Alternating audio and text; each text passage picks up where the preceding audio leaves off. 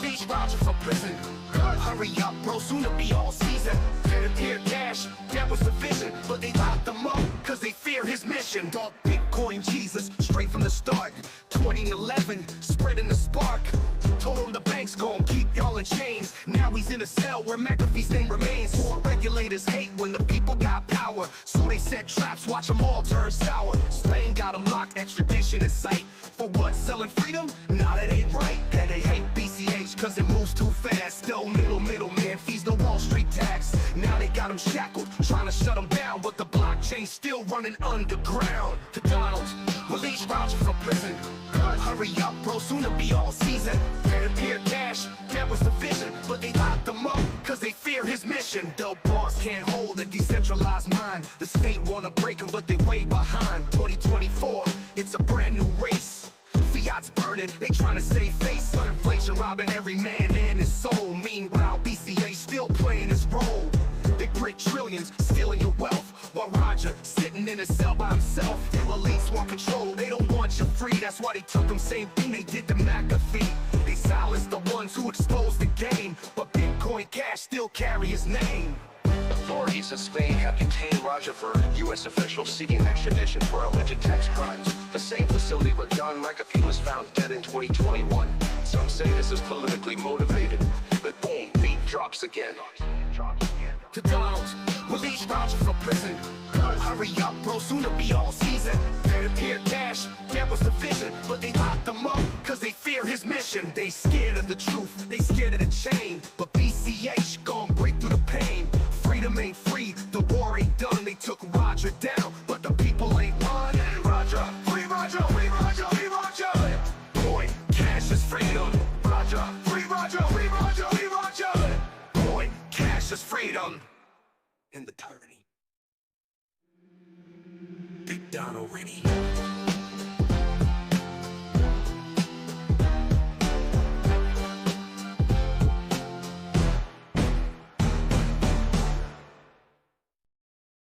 To Donald, release Roger from prison. Hurry up, bro, soon to be all season. Better peer cash, that was the vision. But they locked him up, cause they fear his mission. Dog Bitcoin Jesus, straight from the start. 2011, spreading the spark. Told him the bank's gon' keep y'all in chains. Now he's in a cell where McAfee's name remains. Regulators hate when the people got power, so they set traps, watch them all turn sour. Spain got him locked, extradition in sight. For what, selling freedom? Nah, that ain't right. That they hate BCH cause it moves too fast. Still middleman fees the Wall Street tax. Now they got him shackled, trying to shut him down, but the blockchain's still running underground. To Donald, release Roger from prison. Hurry up, bro, soon to be all season. Better peer cash, that was the vision. But they locked him up, cause they fear his mission. The boss can't hold a decentralized mind. The state wanna break him, but they way behind. 2024, it's a brand new race. Fiat's burning, they tryna save face. Inflation robbing every man and his soul. Meanwhile, BCH still playing his role. There will be no real non-controlled currency in the world.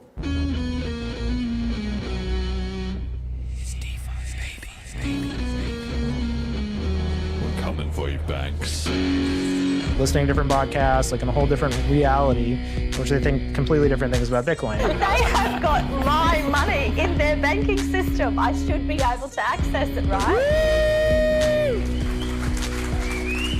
Apple is live. There's a good number of fucking, like, pretty smart Bcashers.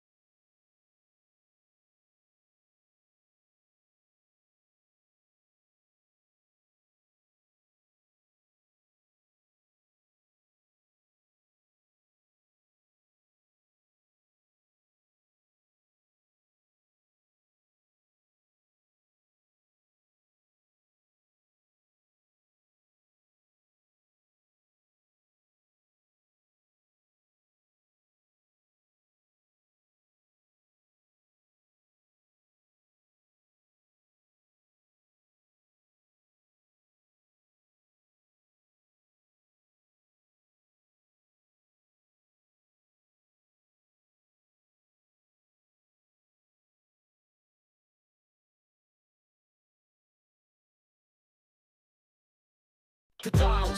Release Roger from prison. Hurry up, bro, soon to be all season. Peer cash, that was the vision. But they locked them up, cause they fear his mission. Dog Bitcoin Jesus, straight from the start.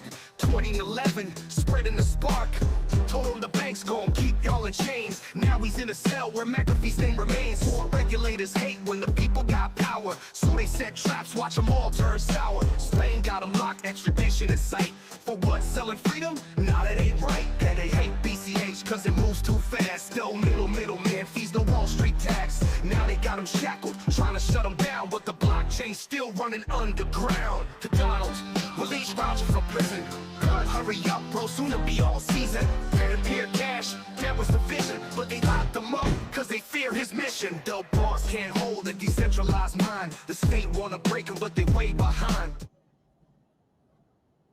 Oh, testing. Satoshi is the greatest.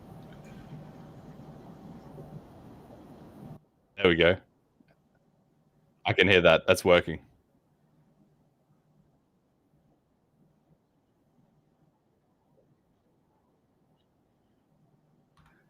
All right. So apparently, our live stream audio only goes out channel 1. That's all right. Let's just roll with it. If it's fixed, it's fixed, and we'll just start again. Okay. Want me to go right back to the intro? Play it all over Yeah, again? let's play the intro and let's just rock it. Now we know it's fixed. All right. Okay. Back to the intro. Transition. There will be no real non-controlled currency in the world.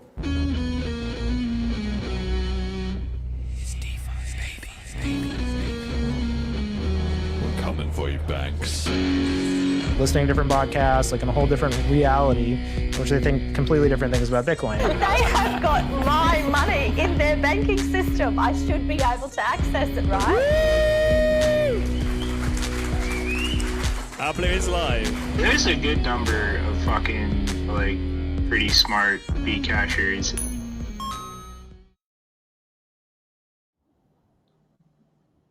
All right, hello and welcome back to the Bitcoin Cash podcast, following Bitcoin Cash on its rise to global reserve currency. This is episode number 152, BitCANN and BCH Dev Acceleration, featuring Kuldeep, aka Kiok. Today is Saturday, the 7th of June, 2025. I'm your host, Jeremy. Jet is doing the producing, same as always. Quick check on the price. BCH is at $408.92 US cents. One BTC sat buys 258.6 BCH sats, and one ETH is 614.9 megasats. So we're flat on all the ratios there. Haven't gone up or down the last couple of weeks. Selene 30 days, 551 users, down a little, and the token on TVL is at 10,973 BCH. Right, on the show today, we have Kuldeep, aka Kiok, the BitCANN inventor and Zapit CTO. Welcome to the show, Kuldeep. How'd you get into Bitcoin? Hey, thank you so much for inviting me. Namaste. So, Namaste. You gotta do it mandatory. So it was back in 2017 when I graduated from my college, and at the end of 2017, when I was in my first job, it had been only a couple of months since I joined there. One of my friends was already digging in deep into Bitcoin, Ethereum, 0x protocol, and he got me into it. Only within 2 weeks span or something, I got really hooked into everything that Bitcoin was promising itself to be. It introduced a way for me to figure out, it was introducing new questions for me, like what is money, how does all this even work? Like in colleges or in schools in India, they don't teach about finances, and that's true for a lot of other countries as well. So this was like a completely different paradigm shift for me. And after 2 months, I resigned from my company and I went all in. That was the first phase. And just a few months afterwards, I started to invest. I invested in Bitcoin. In a week or two, it doubled. I sold it, bought my first phone with it. And that was a reassurance that what I'm doing is actually correct. So that's my story. So that was in 2017. So that would have been during the sort of peak of the block size wars, the split to BCH, and then the turbulence afterwards with BCH, SegWit 2x falling apart, the price spiking, like you mentioned. So how was that coming in at that time? Oh, like I was completely ignorant of all that because I was just a graduate at that time, right? Only two years or so worth of experience, even with computers, 2-3 years of experience. So I was a front-end engineer where I was working. So with BCH, it took me about 1.5 more year because I was completely focused on 0x protocol, building relayers, the first techs from India. That's what we claimed. So I also invested in Ethereum. I was completely focused on Ethereum side. I didn't know anything about BCH, to be honest. But then since my curiosity kept on going. It's like reading a novel where it just keeps on getting interesting. And that's when I got introduced to BCH along one of those days. And then, of course, it just made sense to me that everything that BCH is, like, of course, like that, we see that from technical perspective, BCH is far more superior now as compared to what BTC is doing. Clearly, at that time, I would like to give credit to my past self that it made the right choice, at least from a technical perspective, to pick a chain to work on. That was BCH. And so you somehow came into BCH in like 2019-ish and somehow dodged all of the propaganda, or how did you get to the bottom of that? Because now there's a lot better information available in terms of hijacking Bitcoin with this show, with a lot of those narratives have all died off and stuff. But it's very rare actually for somebody to come in 2017 who didn't immediately, find themselves on one side or the other and then still kind of gravitate to BCH. That strikes me as quite unusual. How did that happen? It was I just wanted to see the reason for the split. I started to follow Andreas and Roger Ver at that time. So Roger Ver, of course, like he was the main proponent of BCH, he was the main spokesperson at that time. And I saw a couple of videos where at that time I was like, they are saying this, that the transaction fees is going up. It obviously made sense to me that you have to increase the block size in order to accommodate more transactions, so it's possible for more people to transact over the world. For that time, there was no concept of store of value as well. So I was completely confused at that time. Why are they even opting for something that is going to choke the chain in the first place? But then, of course, that was the first point where I started my interest for BCH. Then I started digging it. And of course, like there's not too much censorship. Of course, there is. Like if you're just gonna not let the other party speak itself, there's no way you can hear any dialogues from the other side. But I guess it was not 100% foolproof, and I was able to figure out quite a bit.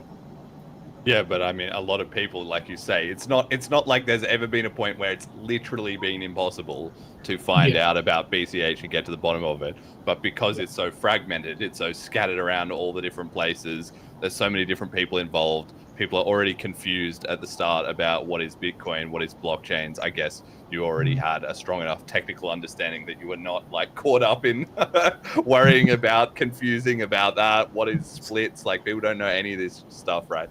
So on top of that, they usually just tend to gravitate to, well, most people are saying this, so that's kind of correct. It actually takes quite a lot of insight to reason through it and get to the other side. And if you were thinking about Ethereum, then that also is quite unusual because a lot of people jumped on Ethereum. They're still on Ethereum and they still think Ethereum is the best and they're still doing EVM chains and such. What was it that differentiated BCH or made you kind of want to focus in that area instead of EVM, which has still had amazing success in the last few years?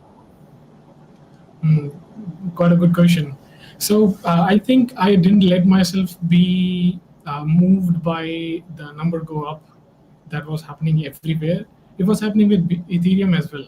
I used Ethereum for my investment perspective because that was also going like full swing at that time. Like that was the ICO bubble, the great ICO bubble was happening around 2017, 2018, 2019. So, well, again, as I said, I also worked with Lightning Network as well. I've worked with Ethereum, the 0x protocol.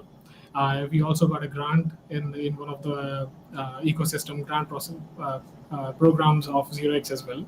So there was like a long period where it was just me and with my friend. We were working on this. We were learning this, not really earning anything, spending whatever I earned from my last job just to survive. And I was living in Bangalore at that time. And then I started to work in one of the exchanges in India, which is quite famous. There I got exposure to Bitcoin Cash. I think it was from Romit himself. I used to go to different meetups, but there was one time when Romit got in touch with me, and like he wanted to know some ways of how to create contracts on BCH, but I had no idea how to do any of that at that point. I think that's when I got even more curious, and then finally I decided to work with him. And it's been 3.5 years since about 4 years since I'm working with him. Okay, amazing. So that's Romit, the CEO, I guess, and founder of Zapit. For anybody who's kind of out of the loop, we've had him on the show before. There's an episode with him. I can't remember what number it is. You can look that up to find what he's been doing. And then, so you've been heavily involved. So, well, just to finish that thought then, on the EVM versus BCH side, like obviously Romit kind of must have done a good job of convincing you that this was the future or this was where you should invest in. And the last 4 years of BCH has been a very fortuitous time to be involved, really, because that's almost the same length that this show has been running, a little shorter, and there's been no splits. There's not really been, there was the CoinFlex drama, of course, right, with Smart BCH, but for a lot of it, it's been quite smooth sailing. Do you think that also impacts your perspective of BCH as well? Well, the split were definitely, a bit confusing for me at that time. Again, it's been just 2-3 years since I graduated, so not really up to the, I didn't have that understanding what kind of an impact they could have. But I didn't leave Ethereum side right away. Like, it's been 4 months since I started Ethereum on BCH, but I gradually started to work more and more on it. For example, I have another project that I'm a co-founder of. That's Mantra Protocol, and it's in four blockchains. That was the second project, second marketplace in Smart BCH. It started from Smart BCH itself. So I just translated everything that I had in or the entire knowledge I had in Ethereum, and then I just used it in Smart BCH. And of course, like with Smart BCH, we expanded to other blockchains as well. Along with it, I wanted to have similar technology like that has lending, auctions, refinancing, so many things that you could do with NFT on EVM. I wanted to translate the same in BCH as well. So I started to dig up more and the scripting language, whether that is possible or not.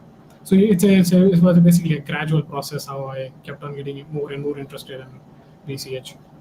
Okay, well, I guess we'll take that as a success story. And have you been following a lot of the ETH stuff like still? I've been on this show talking about, I don't really know their plans to do the Beam chain, and Vitalik's now talking about Risk 5, and they're kind of also trying to figure out whether they've messed up their inflation schedule exactly, but their staking rewards and like tweaking that, right? So I don't know if you have any perspective on where their ecosystem is at today. No, it's been like about a year and a half or maybe more. I'm not in touch with any of the developments happening in Ethereum now. All right. Well, that's also, I'd say, a win if we've got enough going on in the BCH ecosystem that we can get people, down the rabbit hole convinced, and then there's too much going on there for them to follow the rest of the industry. That's exactly how we want things to be going. So I guess, yeah, you've been working with Zapit, and we'll come on to that. But the big showstopper news, I suppose, is your project BitCANN that you originally floated a couple months ago. I can't remember exactly when, but I certainly remember you published some of the documentation, and I was reading it, but it is going to be coming into imminent release. I'm just going to read this little summary you have here, and then you can fill out the rest of the details, okay? So this was what you posted the other day in Telegram. Quote, announcing BitCANN.org.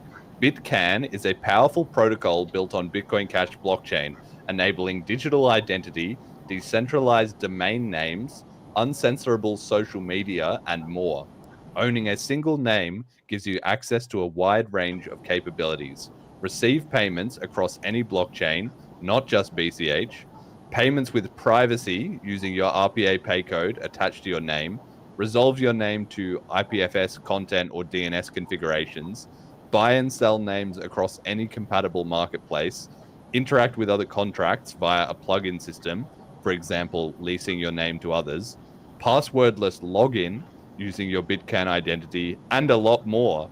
And then packages, you've got 3 different open source packages. Tentative app launch July 2025. So take it from there. That's a lot of different things in one, but to give people a simple explanation and understanding of what this is, how would you describe it? Well, Bitcoin in short is just an identity system.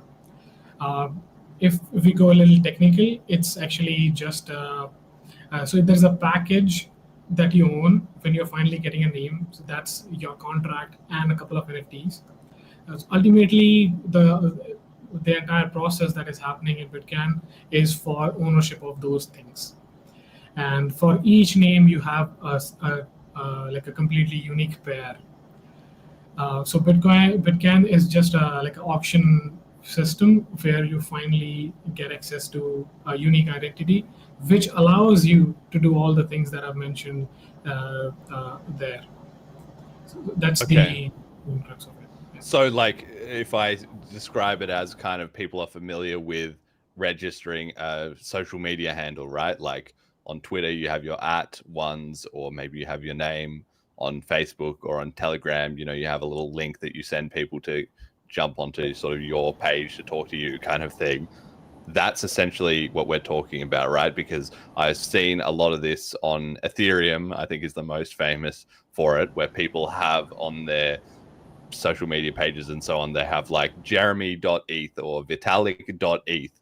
And so it's kind of like a domain name system, but people register their own name or some other name, and then they can use that throughout the ecosystem as this kind of single reference. So this is like that, but for BCH, right?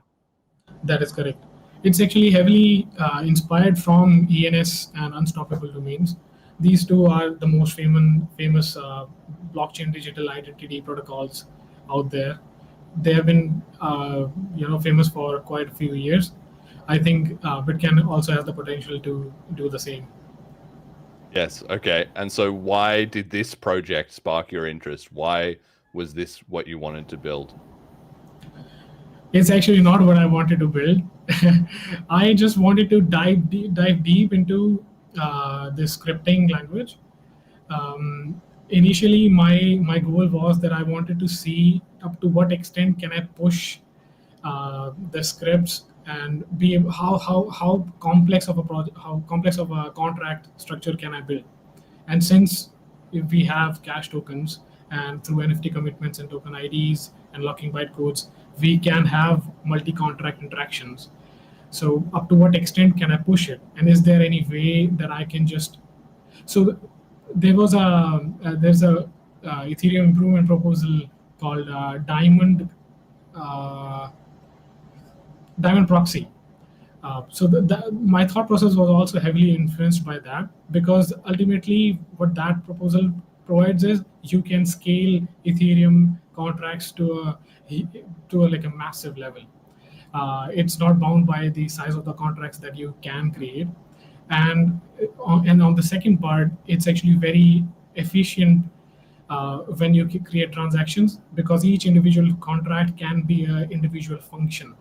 So you don't have to throw in the entire unlocking bytecode and unnecessarily increase the transaction size and pay extra fees. Instead, you can have some structure where only the specific code is being thrown as the unlocking bytecode, and it still works for the overall ecosystem. For the overall system. So that's what I wanted to work on. There are only few ways how I saw in different contracts that are out there that are publicly available. So you can just on off a few sections of the bytecode of the contract bytecode, or you can have multiple contracts and statically add token categories that you only whichever contract is being executed, that can only execute if a number of conditions, where it's only going to execute if let's say input number 0 is has that token ID which is hard coded in the contract. You'll see that in the fundme.cash contract as well. Or you can have locking bytecode right at the constructor, like if you think it from cash script perspective. But the problem with there is, like, if I'm including a locking bytecode in a contract, then I can't do a cross-referencing. Like, I can't mention that contract's locking bytecode. So let's say the contract A and B. I can just say that you guys are only going to talk to each other, and only you can be included in the transactions. And then there are cases where you have different entry points, and you just do if-else statements inside it. But since we know from so many programming languages that if-else becomes a hell when the contract sizes are big. So since I knew that we are getting the Velma upgrade, and that's going to increase the size of contracts that are possible to like a greater extent. I think it's 10,000 bytes per contract. So I wanted to see if there can be one standard which we can use to create many applications, if that is possible. So I think I released it on February 28th, and I started this in the beginning of February. And suddenly I figured out that what if, since we already know that the locking bytecode and the NFT commitments can be used to do a cross contract authentication, why not I just throw in the locking bytecode of a contract that I want to be talking to in the NFT commitment itself, and just keep that UTXO within one contract. So if I do that, then let's say this is the contract A. Whenever there is a transaction, it's going to take a UTXO from this contract and going to send it back to itself. But because of the native introspection, what will happen is I can influence the other inputs and say that I am going to be used by this guy, right? And in this contract, you're going to say whenever there is a transaction, only include those in the first or whatever number of transactions depending on the conditions, that only use those contracts in the transaction where you have this locking bytecode that I am keeping in my NFT commitment. So as soon as I saw this part, you want to say something? Yeah, well, hang on. I'm just trying to reason it through here on the fly here. So you saw that the Velma upgrade was coming in, right? Which was changing how much you could fit inside a particular UTXO. Yes. So a UTXO is kind of like, a line in the available touch points on BCH at any one time. So what you're saying is you thought, okay, what if I make it so that if somebody is spending that contract on the new UTXO that comes out, it will re-refer back to itself, or it will create like a copy, let's say on slot 1, but then you can also require that it will also send an NFT somewhere else, or it will also receive some other information, or it will leave you space to add in your own information, I don't know, maybe as an op return or something. Is that right? Well, yeah, sort of. I guess I'll just rephrase it a little bit. and let's see if that makes sense.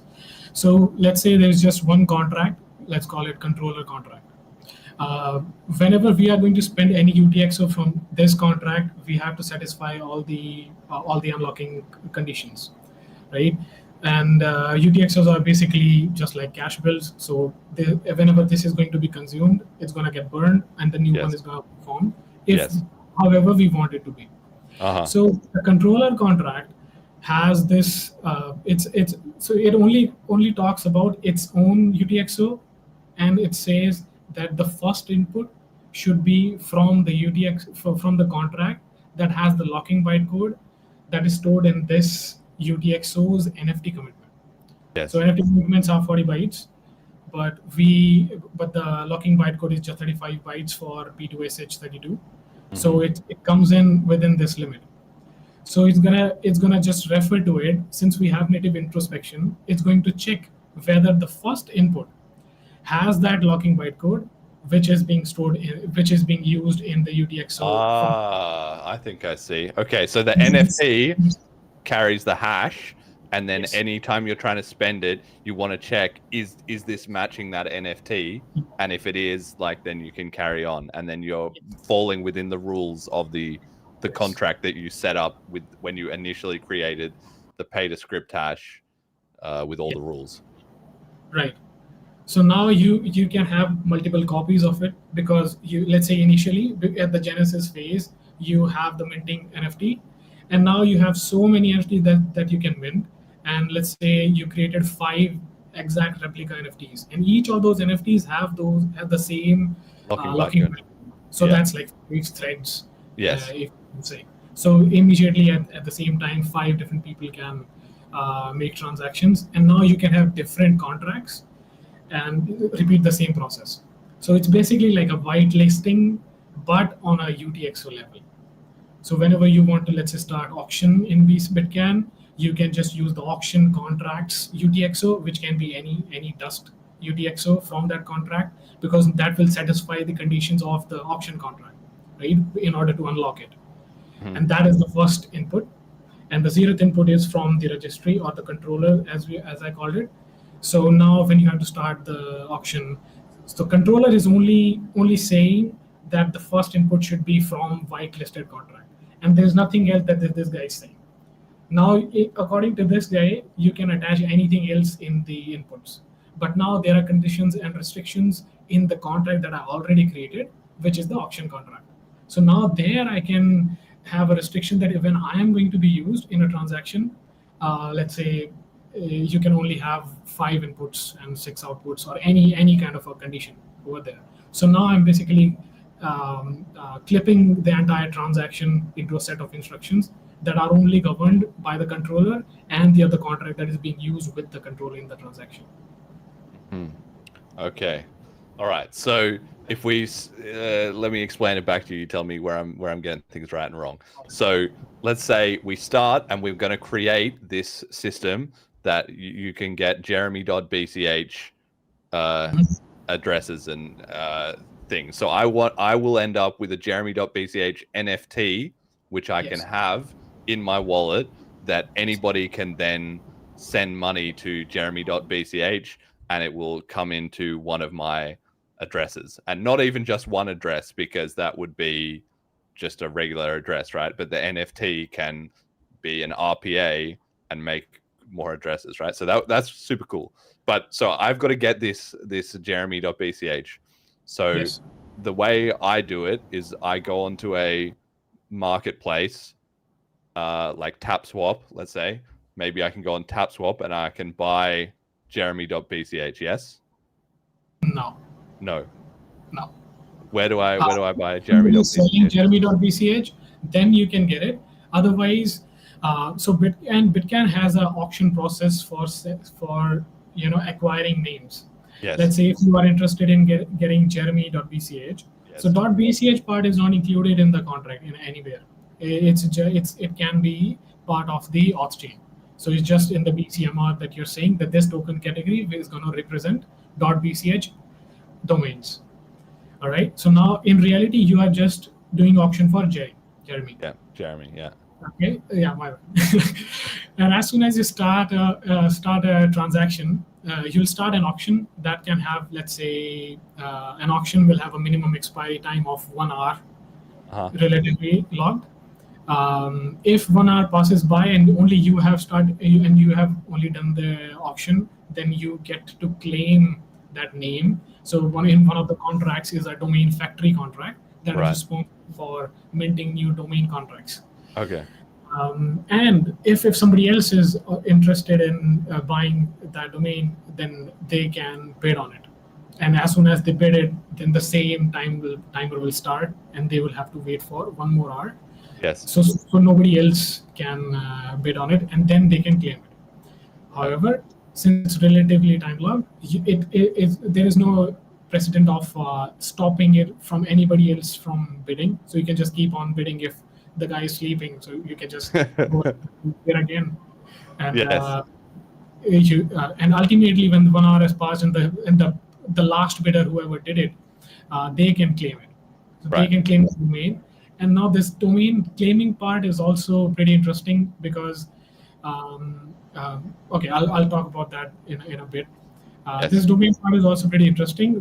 So here you are introduced with 2 new NFTs that go directly to your domain contract. So each new name will create a new domain .cash contract. All right. So that is exclusively owned by you. By you, I mean the NFT that is going to be, generated at the end. From the domain factory. Yeah. So it's like, in games where you can only use something when you have like the entire set of the key. You can't just put it individually. So the NFT that you own, only you can use that NFT with that contract's internal NFT to authenticate that you are the one who is the owner. And now you can do any transactions with the contract. Otherwise, that contract won't allow any transaction, any UTXO from itself to be spent. But if you have that NFT, which was you got it from the auction, then you can attach it with the auction your domain contract and add records or add any things, just like I said, plugin system and a lot of things that I will talk about. Right.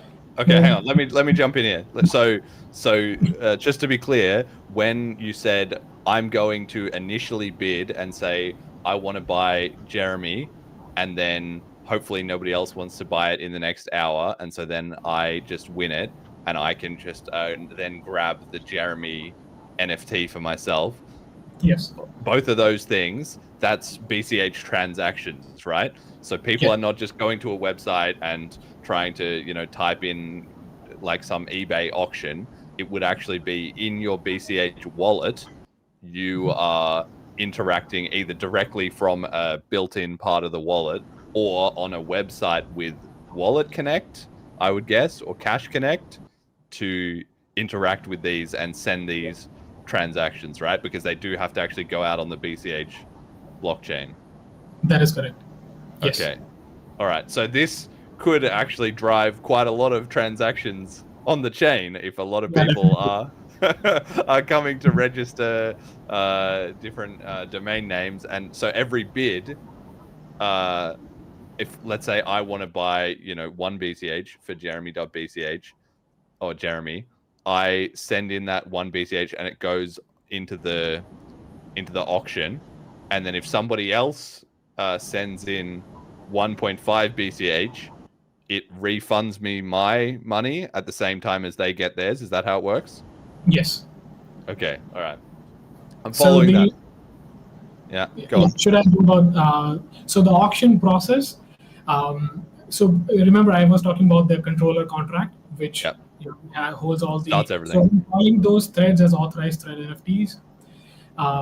When you're attaching an auction contract and then creating an auction, for example, Jeremy.bch, you want to buy it, that act itself will create another NFT, which is a mutable NFT, and that will go right back to this contract. It won't exist anywhere else. All the auction UTXOs will stay with the main controller contract. And so basically, if you have to see what all names are being auctioned, You just have to fetch the UTXOs and see which token ID. Of course, like there's going to be one token ID for .bch remains. So for this token ID, how many mutable NFTs are there? Or basically, how many UTXOs are there? And all those are being auctioned right now. So it could be like thousands or millions in the end. Yeah, it gets burned when the auction is completed. So it's not gonna. Oh, so I was gonna say you're gonna have millions. You're gonna be scanning all these UTXOs trying to find them. Okay, all right. Just during the auction. Okay. Yes, right. So since now the UTXO exists with the controller, so now bid contract can directly interact with that NFT that is owned by the controller contract. So anybody can bid. So within that, since I already whitelisted the bid contract, I already have some conditions. For example, let's say you have to do at least 5% more. Yes. In the previous bid. Yes. So if you did 1 BCH, then 1.05 BCH, and then 5%, it keeps on going forward. Yes. Okay. All right. Cool. So basically, so I was talking about it from the user point of view here, but I can see how that is working. And then I make a bid, I successfully win the auction, maybe against someone, maybe against no one. The timer runs out. My money is the one that wins. I grab the NFT for Jeremy, which happens to be in the category of jeremy.bch. So I now have that in my wallet, and I'm now jeremy.bch. Who gets the money that I have paid to win the auction? Does that go to you? So since it's an open protocol, whoever is running the project can grab the money. So there's a percentage in the domain factory as to how much you want to get for facilitating the entire process and the management of domains. So let's say if it is 50%, 50% will be collected by whichever platform. So if any individual is running this, they don't need to pay anybody. They can just keep it for themselves. And since there has to be some source of revenue for the platform that is running it, so that platform can attach their address and create the transaction to get the funds, and the remaining goes to the miners. I thought that this can be a pretty neat idea to increase the miner revenue as well. 50% goes to the miners. It completely depends on the genesis process as to how much you want to give. You can completely go for 100% as well, and the entire funds for the auction just goes to the platform that is running it. Right. So somebody creates all the contracts and sets them up, which I guess in the first example is going to be you. You're going to be the one doing it. Yes. But what you're saying is somebody else can just come along, because all the contracts are open source, copy it up, and just be like, okay, well, Kuldeep is charging 50% for his service. I'm going to make my version that's only charging 40%. Yes. Or is charging less fees, or is changing the amount of time that the auction takes to run, or is changing what domain names you're buying. So all these different bits are all configurable, which is a pretty cool idea. And then the money made from the auctions is, according to their configuration, going to the person who is running one of the domain name systems. And then it's also part of it is potentially going to the miners. That is a very interesting idea, because if, like as it is now, BCH can only win back hash rate, basically, from BTC by the price going up, or by having extra transactions paying a tiny fee each. So we need a shitload of transactions to make a difference there, right? But if this system is very successful and people are buying a lot of domain names, or I guess also in the case that they're selling them to each other, does that also have a commission to the miners? No. Selling is just since you have you can just list it on TapSwap, and that goes from there. Yeah. All right. So not private sales, but registrations. If they were very popular, if people were paying a lot of money to register, Bitcoin.cash or whatever, then that would be extra revenue that the miners could grab. How does it go to the miners? Do they need to set up any extra software or anything, or is it just like whoever is already mining BCH is suddenly going to discover they're making a ton more money? So it's basically you're paying for more fees for the transaction. So since basic consensus is that you can't have more BCH created, so you're just consuming less, Right. and the remaining goes to the of course they grab it. Yeah, so the miners, so it goes to the miners by default, basically. Like what I'm saying is the miners don't need,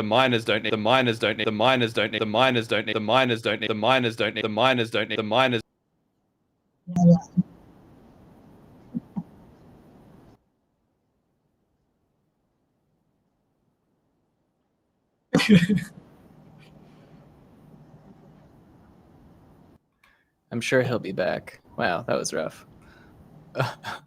He started rapping out of nowhere. Yeah, it's not the first time it's happened. Okay, make sure his volume's on for when he comes back. All right. I think that's like the third or fourth time that's ever happened. Oh, could also be maybe his laptop died or something.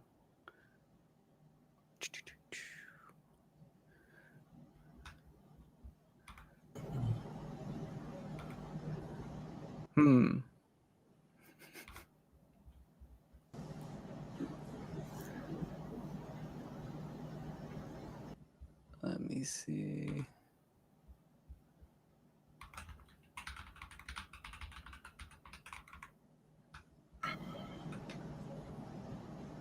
Oh, he said his camera has just died. Ah, interesting.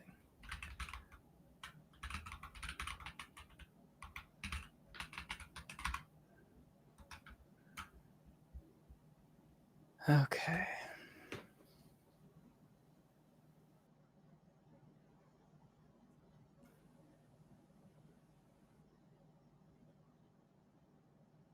Issue after issue today. What's going on in the chat? Oh, there he is. Welcome back. Can you hear me? Yep. I don't know what that was. Okay, all right. We'll cut it out in post. Okay, so the miners, what I'm getting at is the miners can just hear the transactions like normal and just grab the money. So we don't need to be going around telling the miners, we've got this new system on BCH, get involved. They would discover that whoever is mining BCH is making more money than they quote unquote should be from just the regular sort of peer-to-peer transactions and also the mining reward. Okay, that's a very interesting aspect of this. So you're talking about another platform coming in and paying, charging less. What they can do is they can offer a discount system because there's a minimum percentage how you can collect. So if they choose to collect less, the other one will just go directly to the miners. Instead, what they can do is just they can choose to collect and then create another transaction that goes back to the guy who created the bid. But I'm just feeding into my competitors. Yes. Okay. All right. So that's on the consumer side, and this would be using like Wallet Connect or Cash Connect on a website, or do you see it being integrated directly into the wallets like in Selene or Zapit? Like in the first version that you're going to launch, how would I actually interact with these as a user? So I had two-step process in my mind for this. First is since I'm releasing these packages, I was planning to contact all the wallet owners to where I can help and get it integrated as fast as possible. Because to be honest, these packages are very easy to use. Like even my front end, BitCANN.org's front end, which is going to be released in July, that is going to use the same packages to display all the information, to create transactions, to create auctions. So just for so all the advanced stuff where you're adding records, you're adding your contract, RPA, pay codes, and everything. Initially, everything will be possible in BitCANN.org, and eventually, I'm hoping that all the wallets will also find some value in it and start integrating, because it's going to be very easy if you can just pay using RPA pay code, or you can do cross transaction, you can just fetch, let's say, Ethereum address, right, by scanning jeremy.bch. And so, I'm hoping that it's fruitful for all the wallets as well. Yes, okay. So I'm really looking forward to digging into those use cases in just a second, but let's just finish off the actual building of the system. So I'm kind of following it from a user point of view, then from the side of the person who's creating it, like you said. So there are 9 different contracts, which I guess you will publish the initial versions that are all open source, and then because they have to be on the chain, and then anybody can tweak and make a copy of them. And if they create all those 9 different contracts that the system needs to run the auctions, to do the bids, to run everything, basically, then that will have just created a clone, and that's it, right? So they literally just need to make, as long as they know what they're doing, any programmer can just make those 9 contracts on the chain, and then they have a system running. Do they need to manage it or do anything from that point? No, they can actually create a copy. I think they can spin it up pretty fast. It's just that the library, the packages that I'm creating, they are quite open-ended, so it will still require quite a lot of work there. For example, let's say you want to create you don't want to go with the approach of adding metadata related to blockchain addresses. You just want to create a system using BitCANN where you have a social media. So you have your own token, and you are using that token to create accounts, and maybe charging fees to add tweets or something. So, well, of course, this will require very different front-end engineering and back-end engineering, but that is also possible if they choose to do so. Okay, all right. So there's definitely going to be some wizardry to that. Like, not anybody's just going to be able to run in and undercut you in the, day one, just change the percentage revenue from 99 to 1 and then just undercut you. Okay, well, I guess we'll see how that works out. So, okay, so tell me, now that we've got this system of identity, this is some really cool use cases you've got here.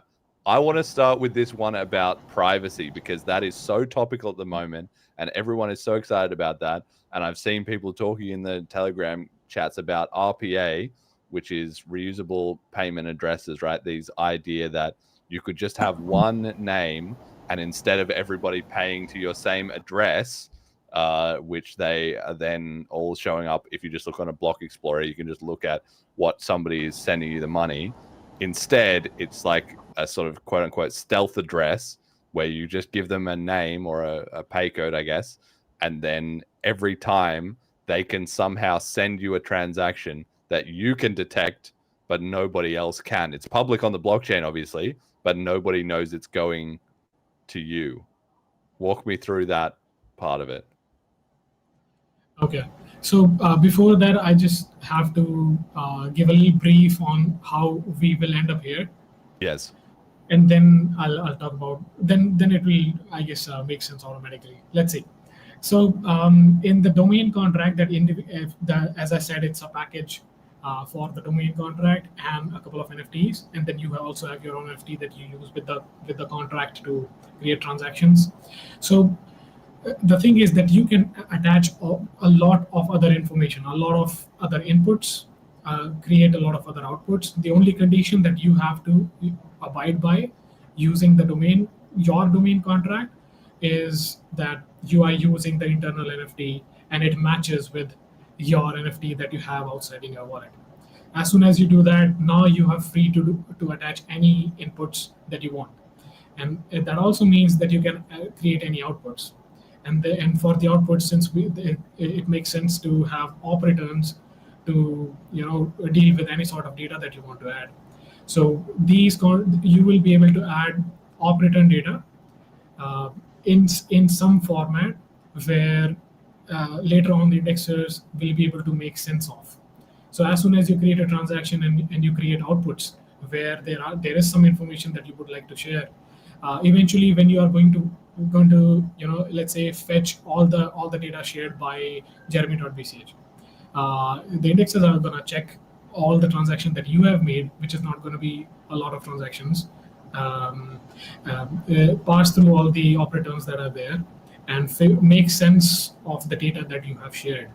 So one of those can be RPA codes, where since you have already authorized that you are the one who owns it, and now you are creating a metadata, attaching in the operator.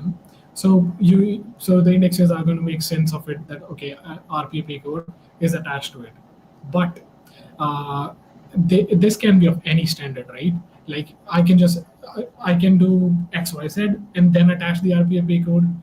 I can maybe break it out in chunks, like how to make sense of that data itself.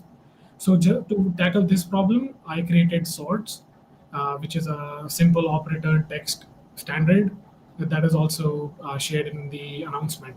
So that defines a standard how you will be adding the data in operators, so that it's easy, so that it's very predictable for the parsers to understand.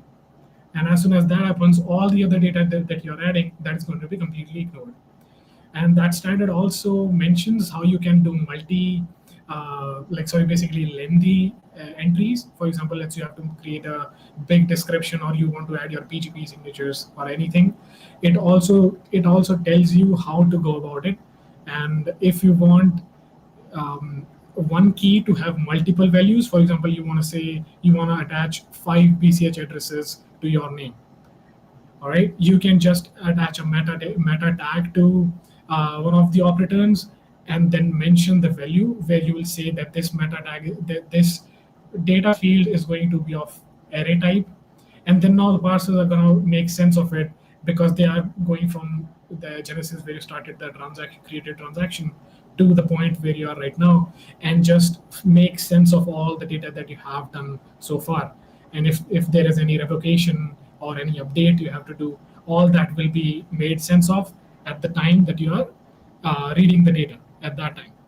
So now, since this standard is formed, now you can easily attach RPA codes. You can just say that if any wallet is going to read RPA codes, this is how it's going to be if you are going to follow the sorts standard.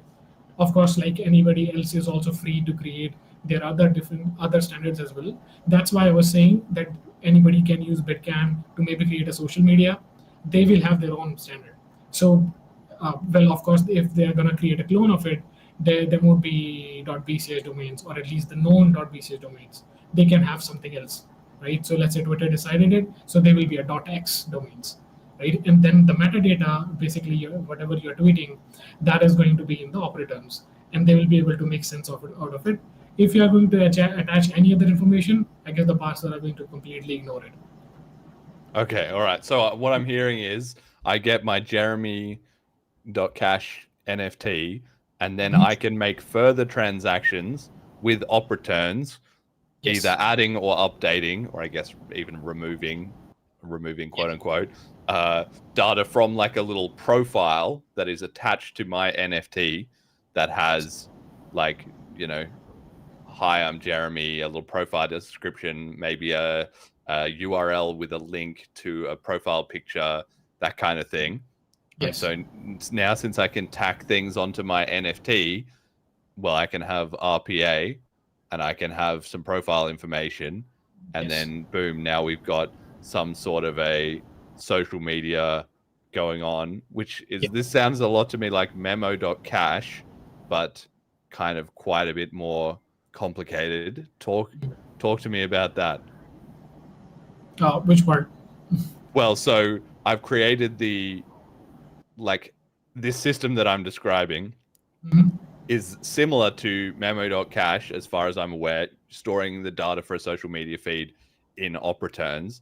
The difference here, I guess, is that the actual data for the tweets doesn't have to be in the operators, right? You can just use BitCANN to register the usernames and maybe store some additional profile information, and then you can have all the tweet information off the chain, right? Or like some system like that, right? Yeah, that is also possible. So imagine like all the different wallets. let's say you're using Selene Wallet and you purchase a name, and by default, it also provides you lookups from the address to the name and from the name to the address if there is no data available in the operator. But at the same time, you will, let's say you're using one of the packages or BitCANN core package or any other package. So by default, but just by throwing in the basic Genesis configuration of any of the BitCANN instance, let's say .bch domain that will probably be live in July. What you will be able to get is all the metadata that user has added for all the addresses or IPFS information, your personal profile information, and there are so many other things that you can also do along with it. So it creates like a unified interface for all the words. Yes. Okay. And then the RPA stuff, that all then just comes down to you put a pay code on a name, and now every wallet that has integrated this can look up the name, find the pay code, and then send transactions, and then that's all handled by RPA. There's no other actual BitCANN part of that, right? Yes, that's correct. Okay, all right. So you have that. So that's payments with privacy.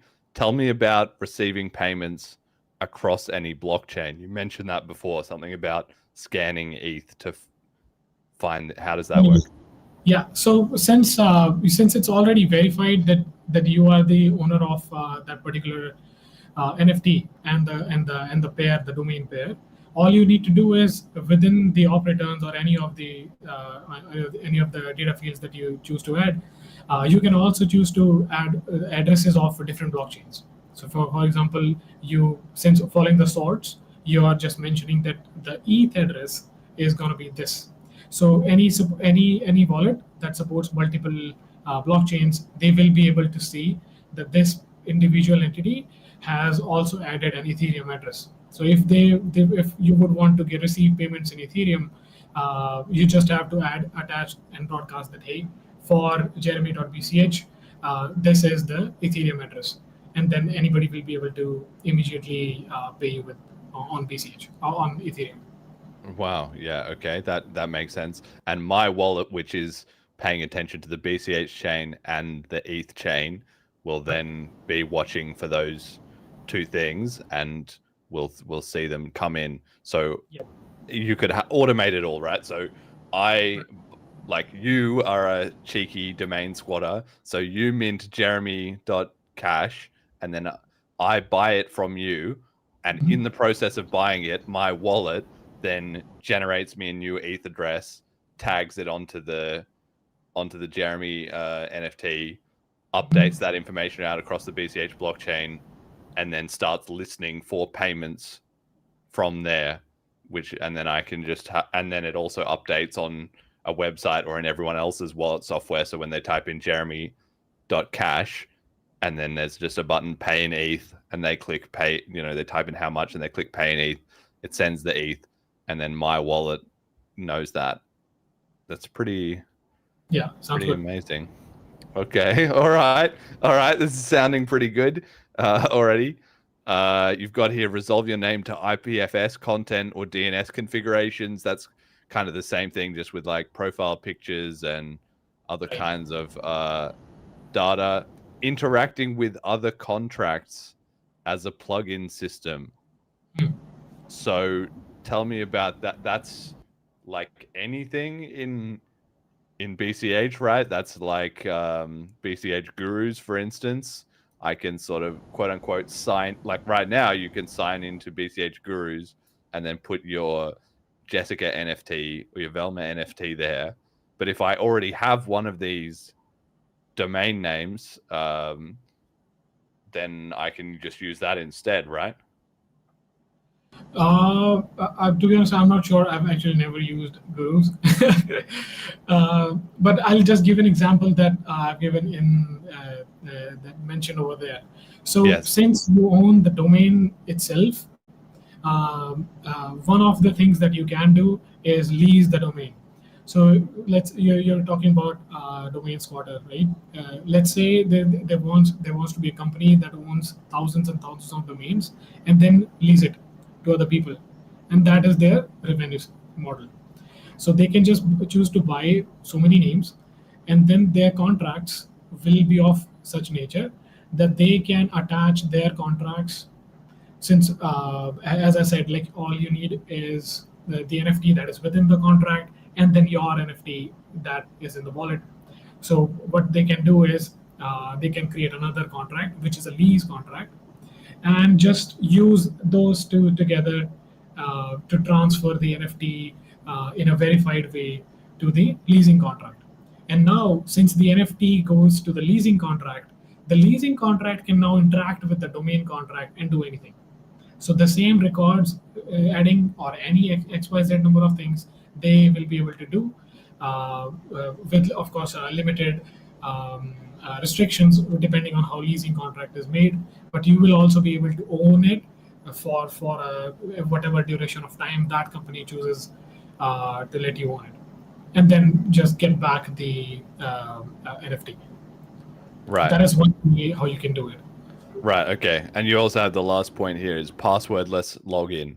So that's basically kind of what I was driving at before, right? The idea that so in the future, once this has all been built out, I don't know, in a year, maybe 2 years, we're probably not that far away. It will be like I have my Jeremy.cash NFT, and then I can just go on Cauldron, I can go on BCH Gurus, I can go on whatever, and everything kind of just works because it all already sees that I am the wallet with that Jeremy NFT, and so I'm just already working. Does that mean I could even skip like having to do Cash Connect onto Cauldron because it would just already see that I have the NFT, or not? No, you would have to connect it so it knows which address is connected. You have, yeah. And then as soon as you're connected, it will just directly see what all NFTs you have. And in one of those UDXOs is probably your identity NFT. So it's pretty cool if you have any system where you want to create a profile but you don't want to do KYC, but you still want to keep the identity and make it very feasible. So you can't transfer the address from one wallet to another, right? But you can transfer the NFTs. So yes. you can choose to have that NFT in any wallet. Just go to the website. As soon as you connect to it, well, you're connected with your identity and the profile shows up however they have designed it, and then you can just choose to transfer your NFT to somebody else, or you can just sell it and the other guy can just log in and just continue from there. And this can happen with any number of platforms. Okay. All right. Cool. And then you have sort of ... any number of other systems. I don't know if there's any other particular very like speculative, like this is all sounds like pretty cool stuff, but is there anything like way out there that you would love to see this used for? To be honest, that's where my imagination ran out. But who knows what somebody else will dream up, right? Yeah, exactly. So a lot more. Okay. Because clearly you can do quite a few things. Leasing is just one of the things that I could figure out immediately. Yes. Okay. And it says here also there's a bit about earn by protecting the system by burning illegal registration attempts, identifying burning registration conflicts, or proving domain violations. So there's some kind of accountability system where people can make money from this. How does that work? So since there are 9 contracts, 3 of those contracts act as guard contracts. So since there is no state in BCH, it's a completely stateless system. How would we ensure uniqueness, right? Jeremy.bch, as soon as you create a transaction, anybody else can also create a transaction for the same name. How would that work, right? So internally, BitCANN uses token amounts to be that are transferred to auction NFTs. And each one, and it just keeps on increasing by 1 for each auction that you create. So you there will always be a comparison between two running NFTs or two running auctions. So if you create a Jeremy.bch and then there's another guy who does it, you can outright just burn that NFT and take the entire money by burning that NFT, because they committed a violation to the rules of how BitCANN operates. So this is going to be a responsibility for the platform that is facilitating auctions, because let's say I just created an auction and at the same time somebody else is also doing it. So at the time of creating transaction, you would have to ensure that no other UTXO exists that has like a lower number of registration ID for it, which is I assume gonna be very rare. Like exactly the same name that is not registered. Those two people are just sitting together and they're like, bam, buy it. Gonna be pretty rare. But whenever that happens, then the one that came later on will be penalized. Right. So as I can sort of provably show, my auction was started first. So you're the scammer. Basically, I'm the one who is running the real auction. And I assume each of those, like you said, there was it's like threaded, right? Where you can have them all running simultaneously. So each of those must already have an incremented number so that they don't overlap. Is that right? So there's like 10 slots, 1, 2, 3, 4, 5, 6, 7, 8, 9, 10 that you can jump on at any one time. Somebody jumps on number 1 and then it creates number 11, like a fresh slot opens up. Is that how it works? No. Creating auction is a single threaded. Interacting with the different contracts is multi-threaded. Okay. Yeah. So auctions are only one by one by one. Yes. Yeah. Okay. All right. Multi-threaded makes more sense if in minting or any other use case. Here we need to ensure that it's just incrementing by one. And like why wouldn't I use some other NFT to game? Yes. Like if there were two threads, that would not work. And since we don't have any chain limit, how many UTXOs? I was about to say, yeah. So okay. Go for it. Right. So then there's just one huge extending chain as everybody kind of jumps on that. Okay. All right. This is all making sense. Jet, do you have a question? Sounds like no. Okay. So is there anything else you want to explain about BitCANN that we haven't covered yet? Well, there are two more ways how people can earn. So I guess I'll just briefly go through those as well. So this is just one part where you're running the auction, but nobody stops anybody to create a new auction when the NFT is already owned, right? What will we do then? So that's when the factory contract comes in, where we were creating a couple of NFTs at that time, right? So 2 of those NFTs were going to the domain contract that you own, and 1 NFT was going to your wallet. So why these are 2 NFTs? One NFT just stays, whose responsibility is to be attached to other contracts. That's the only thing that NFT is going to do. And the other NFT is going to be attached with your NFT to create transactions. So the one NFT that is just staying there to be that is not going to be used by your NFT.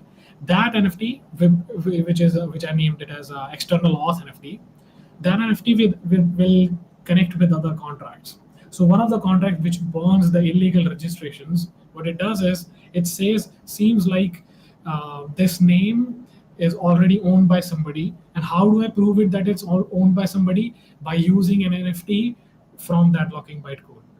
And then I'm going to attach the UTXO, the auction UTXO that is running that auction for some reason. And I can just verify that the names are same, because auction also has the name, and they're creating the locking bytecode from the UTXO. From the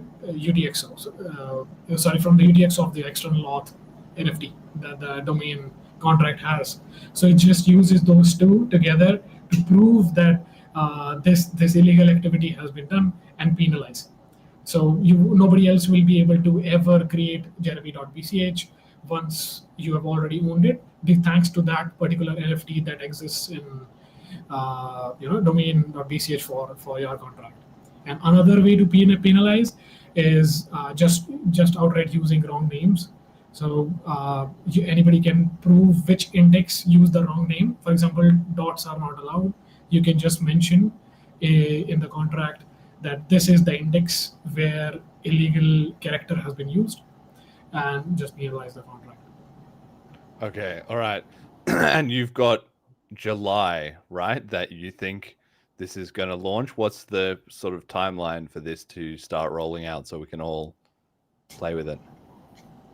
So the contracts were launched in February, and the packages will. I am hoping that at least 0.1 version will be launched by the end of this month. Okay, But awesome. I think that's a stretch, not sure. Okay.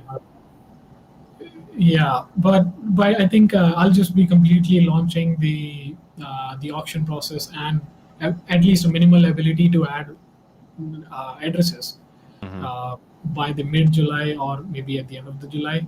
Okay. Maybe I'll simultaneously get in touch with different wallets, see if there can be some sort of a revenue sharing that can happen. That is also a possibility. So it incentivizes wallets as well, and Yes. It increases the the number of people who are using this protocol itself. Yes. Okay. So like Celine says, we'll build an integration into this so that people can easily register their domains, and then with that way, and maybe also attach more information onto their domain, we get kind of a cut for doing Yes. that. So then now the wallets are making revenue, you're making revenue because more people are using it, and the network effect of the whole protocol grows. So it becomes more standardized in the ecosystem. That makes sense. Do you want to talk a little bit about building this in the sense that, like we said, it was like 9 contracts and 6 NFTs, and this was your sort of first foray into under the new VM limits? Like, how complicated of a system can I build? I sort of feel like right now I'm sitting here with my head spinning, trying to figure out how all this fits together. But once people get familiar with the patterns of this is how you build a more complicated system, this is how a UTXO system is worked, like you talked about the unlocking bytecode in the NFTs, like once people get the hang of that kind of stuff, we'll probably see more and more complicated things coming out after that, right? Where do you see that going? Do you see that growing in complexity? Do you think it will stay sort of lower complexity for a while? Is there going to be specific dev tooling that is needed for reasoning through or auditing these kind of systems? I think if this standard is used, because we'll talk about OCD as well, and that also uses the same standard. If this standard is used, well, at least there will be one standard that is being used by multiple applications and contract systems. So it makes sense for other developers as well to just use that right away, just like it happens in Ethereum. They create different standards, and then eventually over the course of time, either they get heavily audited, or, well, of course they will get heavily audited, but it becomes a norm as to how people will construct different contracts. But to be honest, after the Velma upgrade, the entire BitCANN could have totally been within a single contract. But then again, it would be a lot of if-else statements or different functions, different entry points. But that makes it very hard to audit. Because even if you are creating this huge contract, it's better if you are splitting it into different functions because of the serious nature of Bitcoin script itself. Like it's money that involved. I think eventually more contracts will definitely come into existence. But I'm personally hoping that this particular system can just spin up super quick. Like I want to get this out there as fast as possible to show that this is possible now. Let's spin up. Let's get some action. Let's get some excitement going. Yeah. Okay. All right. I love it. I love it. Okay, so that's BitCAN, and you kind of touched on it there. You've got this second idea, which I guess is, I don't know whether it's related or it's parallel to this or something called Open Cash DAO. The description for that is Open Cash DAO is a decentralized autonomous organization template for the Bitcoin Cash blockchain. It is designed to empower stakeholders and token holders to influence the project's direction. It serves as a proposal and voting platform, enabling token holders to vote on various proposals to modify the project's functionality. Walk me through this one. What's Open Cash DAO? So Open Cash DAO, as you call it, OCD. Its underlying architecture is almost the same as BitCAN, where it's using UTXOs in the controller contract and using authorized threads to to be able to add restrictions that they can only be spent with the whitelisted contracts. But the good part is, since they exist as UTXOs, it's also possible to add more UTXOs, and it's also possible to remove the UTXOs. And since each UTXO has the locking bytecode in it, well, it should also be possible for an external contract to control what UTXOs can stay now and what UTXOs can be added or replaced, which means, in a way, you're updating the real project. For example, let's say BitCAN was governed by OCD. OCD would be able to change the contracts. Well, of course, this is not changing the contract because that contract still lives. But you can, let's say, you found somebody found a bug in auction contract, right? So all OCD has to do is create a proposal for all the token holders, and if that proposal passes, it will be able to remove or replace all the UTXOs that were pointing to the previous auction contract. So now, because of the new proposal, you will be able to change how the auction contract works now. So any sort of any vulnerabilities or any bugs that were there in the previous auction can now be updated. So this facilitates upgradable projects. Now, Open Cash DAO itself is a voting system. So let's say you initially, through some mechanism, you have distributed cash tokens to a lot of users. They'll be the stakeholders for that particular project, and they will be using Open Cash DAO to vote on the proposals to change the functionality. So right now we just fixed bug in this example, but there can be anything else as well. So it just completely has the ability to update or remove the functionalities or replace the functionalities of any of the projects. So now, since you are voting for it, you are voting in that particular system. Again, same logic is followed. You're writing a proposal. So that proposal is just the locking bytecode of the new contract that you want to add. Or so it needs a very beautiful interface, of course, so people can see that this is the proposal, this is the new code that is going to be added, and this is the reasoning for it. I vote, and as soon as they click on vote, if they have those tokens, they just connect it with the Wallet Connect, and they create a transaction, and the vote is considered. So Open Cash DAO also has some configurable abilities where you can mention that this is the minimum threshold of the tokens that need to be passed. Once that threshold is Jeremy here.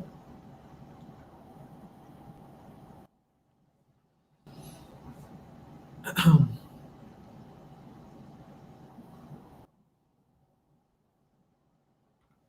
wonder what's going on.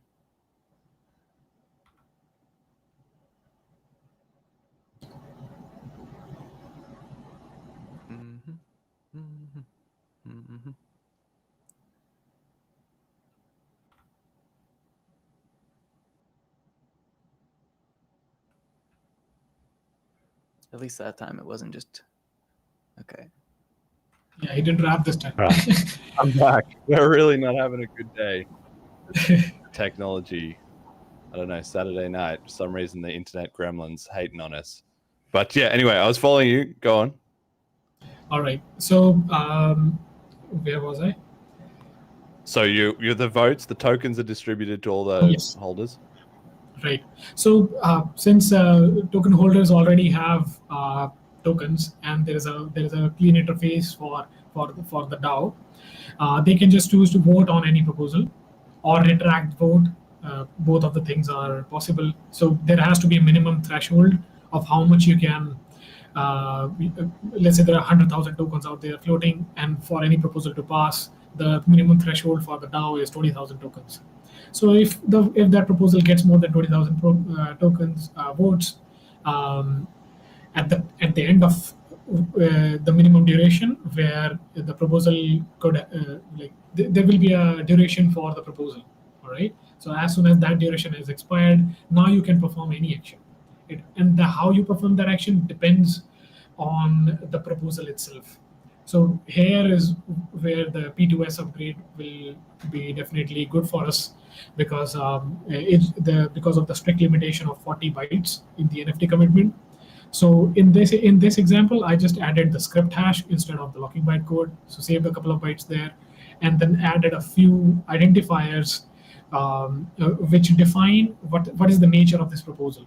So do you want to update the proposal? Like, for example, do you want to add new contracts to it, or replace it, or of course remove it? Once that is said and done, you will be able to create new how do you call it? New contracts initially, new UTXOs for the project that you were controlling. And there's also a minimum requirement for like, if you have to create a proposal, it can't be like anybody can create a proposal. So there has to be a minimum amount of BCH that you have to lock with the proposal itself. So in order to indicate seriousness, because if your proposal fails, that money goes away. Where does it go, to the miners or something? I mean, whoever burns it, like Okay. This is a fake proposal, so whoever first creates the transaction. Well, if the miner is looking at it, they can also do that. Okay, all right. So just to roll this back a little bit so that people are following along here.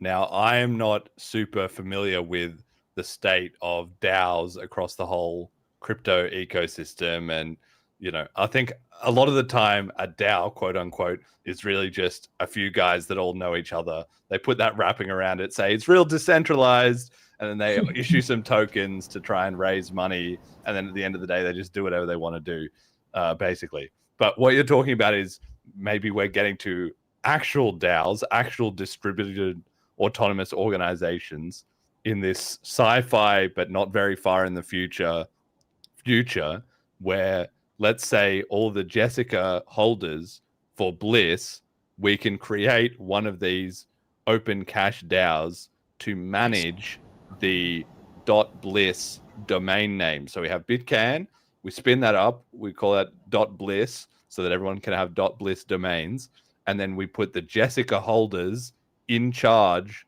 of that system, and they have in their wallet somewhere, if a little app thing, a screen or tab or whatever, that if you are a Jessica holder, you can open that tab if you're not too bad.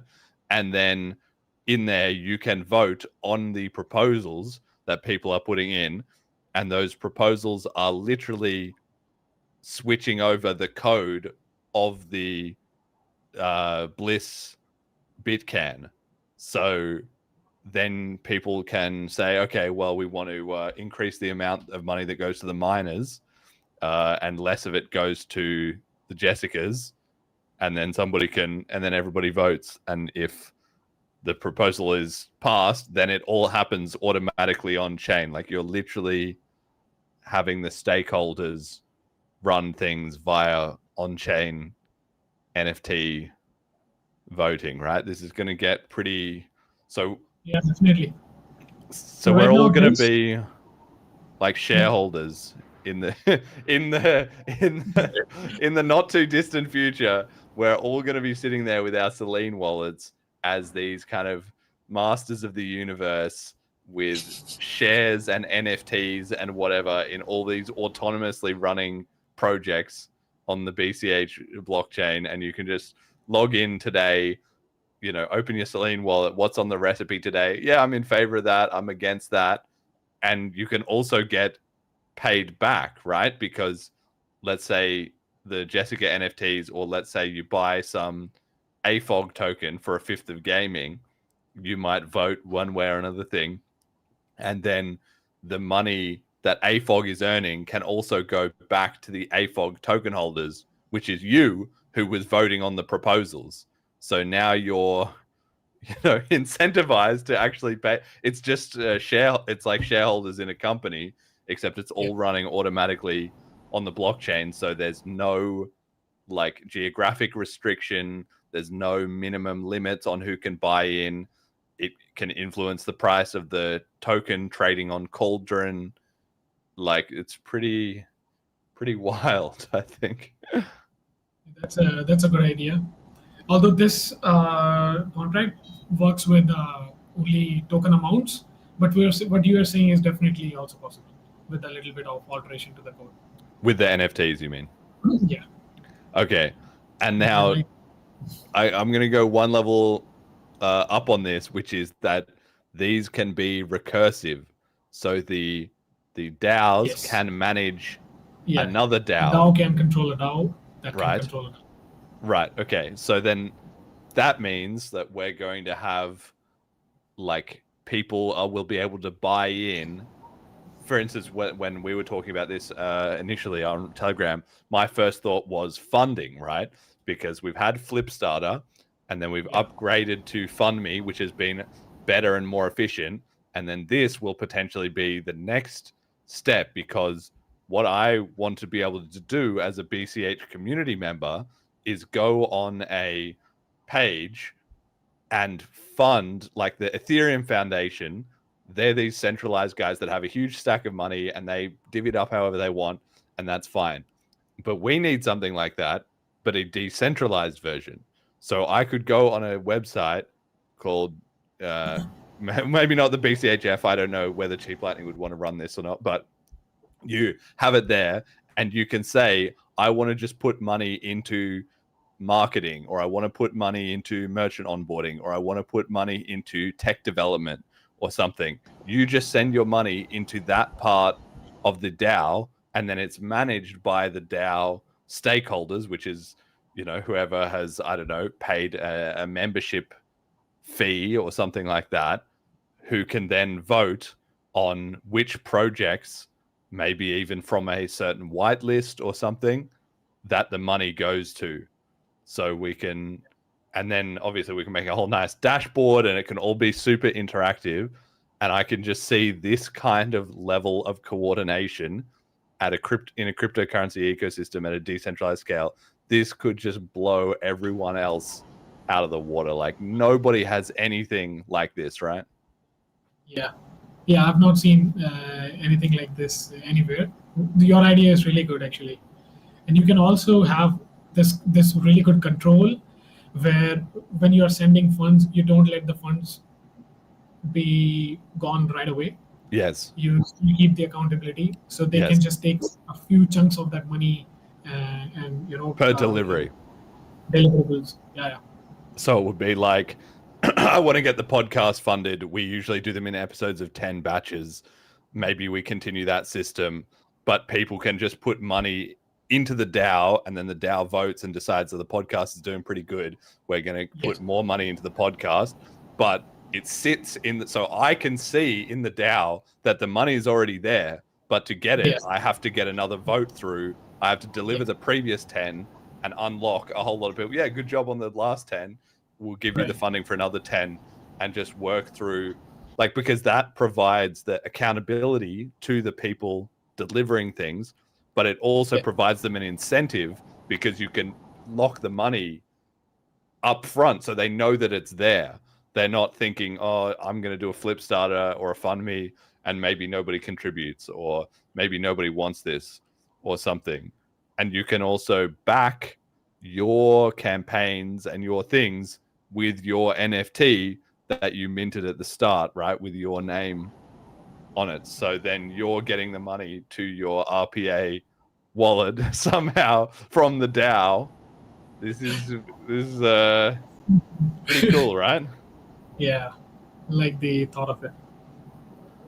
Do you have any other ideas of a use case? What was your thought of how Open Cash DAO would be used? My first thought was funding, but I'm sure there's a lot of other use cases.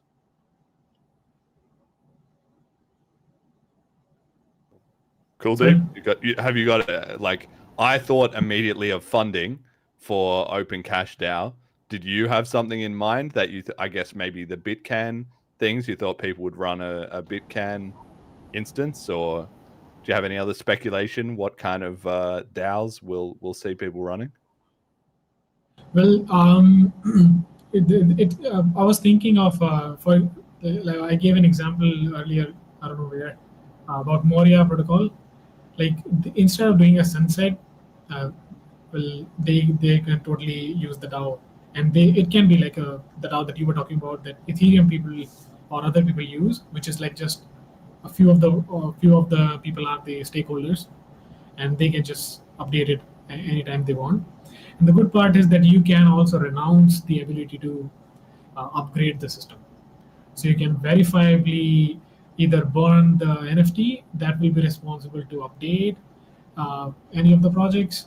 You can just burn your own token. So there's so much flexibility to it. Any project, for that matter, can be can use a DAO there. Like if that works for them, of course. Yes. Okay.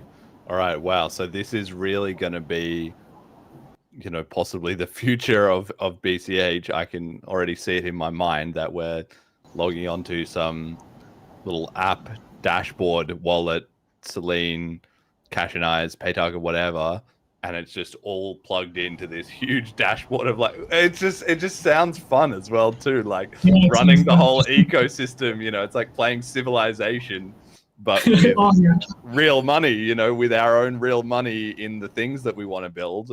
It's just like, okay, let's put the money in here, let's put the money in here, and then see what happens, right? Does sound very cool. There's a lot to build here though, right? What do you have any speculations on the timeline of all this? Because not only do you got to launch BitCANN, you said by mid-late July. What about all this Open Cash DAO stuff? Is that ready to go, or is that a sort of separate project, or who's going to build the front end and all that for this? I don't know. Like, to be honest, as soon as I finished my work with writing contracts of BitCANN, I just thought of this idea, whether it's possible to have upgradable contracts. That was the only thought in my mind. And then eventually I ended up, imagining a DAO. Why not, allow stakeholders to make the upgradability? Upgradability can totally happen without the DAO as well. So I don't really have any plans to create any front end for it for the moment, because I still want to dive quite deep into the scripting. There's so much that I still don't know. So I would rather focus on that than work on, because there's so much that can potentially be built in future, and I would definitely love to contribute to chips and be someday create my own chip. I don't know, that's like a badge of honor. So after BitCANN, I would rather want to be more focused on continuing my exploration on what else can be done. So I recently also started, like last week I started, see if prediction markets are possible. Seems like they are with this system itself, but I don't know. It will be fun after, probably in August, if that comes into existence. All right. So what I'm hearing is you're looking for collaborators. If somebody came to you and said, "I love this Open Cash DAO stuff. I want to build it out to make it more usable and feasible." Yeah. Again, probably with the wallet devs, maybe we can spin up something there with Selene. I'll have to talk to Callisti. We've already got a mega backlog, but I love this idea. I'm so excited for it. So okay. Okay. MIT licensed all of them. So it's not like anybody needs to seek permission from me. Yes. They can just, just take it. Yeah, No, but you're not build it. yeah, but you'll still be obviously available. Like, I'll talk to you to get your advice and input and so forth. So okay, so if anybody wants to jump on that, that's a like multi-billion-dollar, trillion-dollar idea right there. If you can just get started on that at any time. Okay, you mentioned the upgrades. I think let's just skip a slide and go straight to that for the moment. Then the Velma upgrade, I guess you can comment on, I suppose, was necessary for these contracts to be either more feasible or cheaper. I don't know, but the BCH upgrade momentum is really kicking into gear. So tell me a little bit about Velma and how you thought that went. I know you were watching the Bliss live stream, and then we'll get on to maybe some of the other proposals as well too. Sure. So like I was also supposed to be there, but as you know, my visa got rejected. I was very excited. Of course, like it was good that it was 3 days long. So it was lots of popcorn, and I would just sit right here, and I'll just look at all of you guys having fun without me. Sorry, mate. Maybe next year. Yeah, but like, of course, like Velma upgrade is probably the biggest upgrade. So I created a slide where you're SpongeBob, just the regular guy, and then he is bulked up. And then yes. After, which upgrade was the last one? Abla upgrade, and then cash tokens, and then now this Velma upgrade is like super red and ready to punch. So that's BCH. Couldn't show that slide. So I was like super excited for like the Velma upgrade. And when it comes to BitCANN, it has definitely made it better because there is a limit of stack element size, and that was 520 before this. Now it's 10,000. So it became easier for me to expand the domain contract, where like I was talking about the external auth NFT, where you can prove that it's already owned by somebody. What if the incentive fails and now there are two owners, right? So that is a possibility. So before Velma upgrade, I couldn't stuff enough code inside the contract where there could be a like a competition within the contract itself. For example, two Jeremy holders, they would still have a different registration ID, right? But now I could fit that code in as well, thanks to this upgrade. So now even if that incentive system fails, you will know that somebody else bypassed somehow. People were not taking money that was out there for free, and now there are two Jeremys. So you can just kill the other guy who came after you. Right. So that was the help that Velma upgrade did for BitCANN. Right. Okay. And you think that's gonna just, all this stuff, the open cache DAO, like everything, it's just gonna make a huge difference, right, across the ecosystem. I imagine from you being close to the like, I'm so glad that we're now at the stage where we're getting the upgrade through, and there's already like things rolling out. It's not like, oh, this is cool, now let's see what somebody does with it. Like, you were already needing this, and now we've delivered it at the protocol level, so that's now flowing up into the tooling and then into the apps level, and then it's going to come to the user apps that everyone can use. So that's so cool. I'm like, everything is working.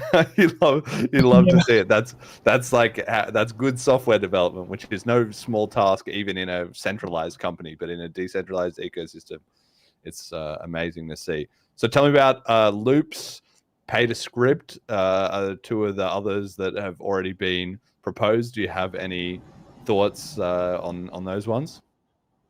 So I'll just quickly tell about OpenCache DAO as well. So that was not possible without the Velma upgrade.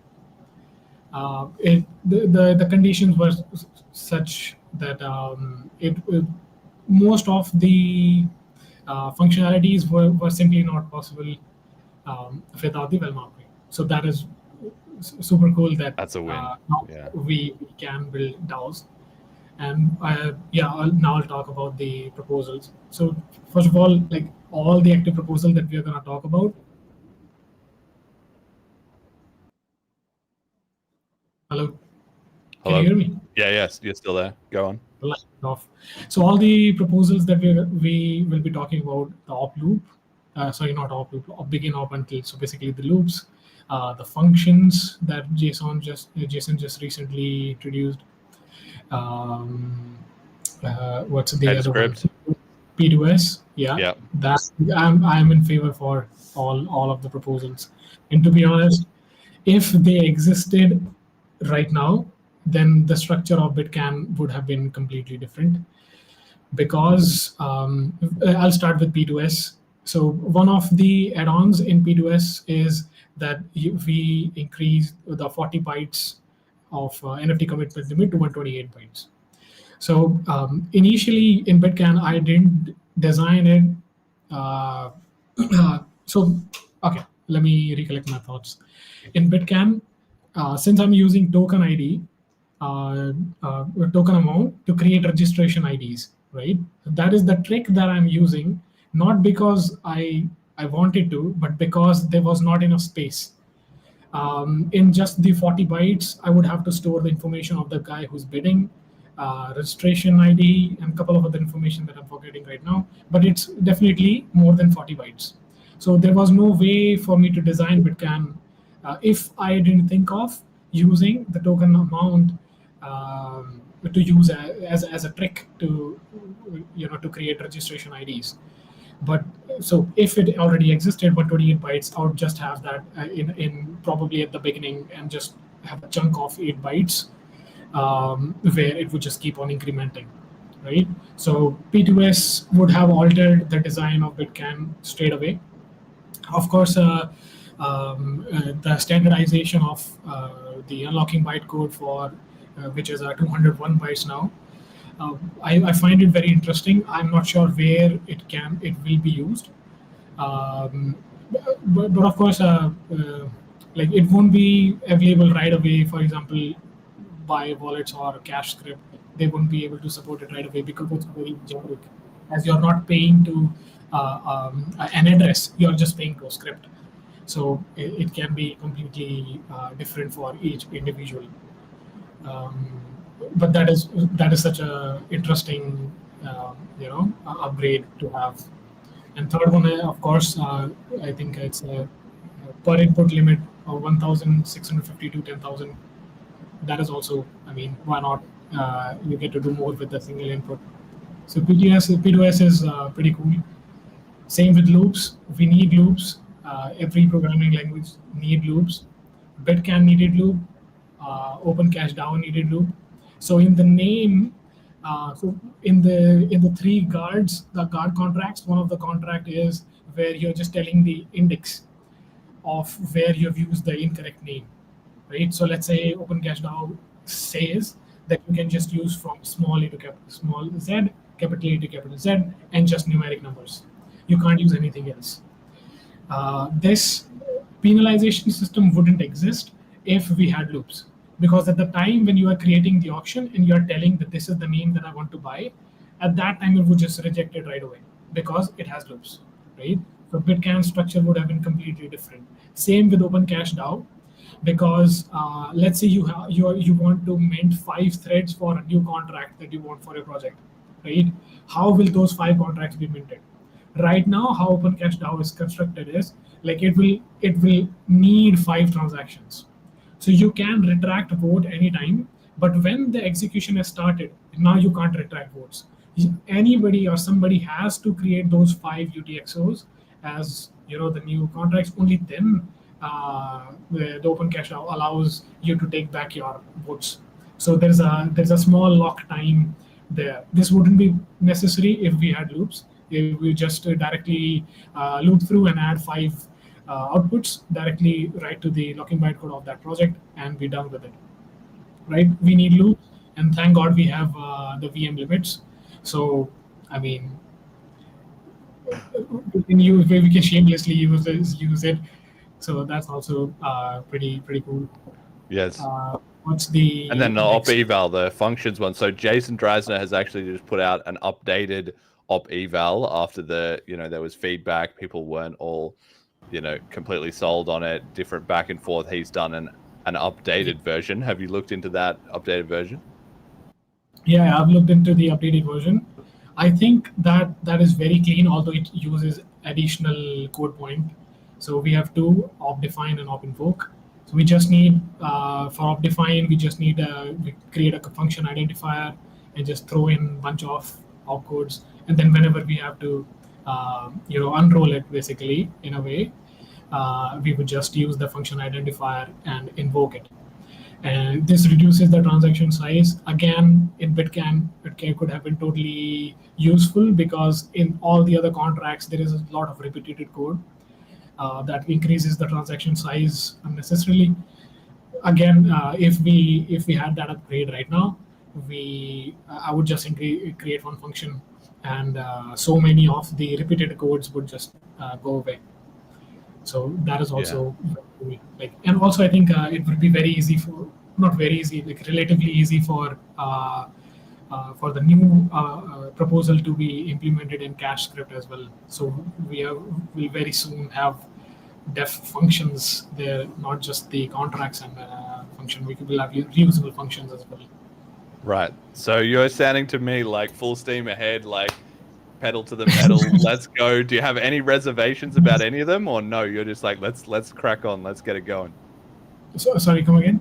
So you're saying like, let's go. There's no part of you that's thinking, oh, we need to be cautious, we need to review it more, or you just think everything, let's ship it. All those 3 upgrades, let's just get them in for 2026. Well, I want to, but again, like I'm just saying it from right now. I'm just a contractor. I don't deal with a node itself. Like I don't deal with working like how internally how the opcodes will be defined, and I'm pretty sure like I can't be the guy who says let's just go for it, because I don't have that competence right now. Maybe in a couple of years, and I will definitely have something to go for it. But I mean, these things are definitely necessary. I hope that so many awesome devs that we have, I can just trust all of them and to include it in the next upgrade.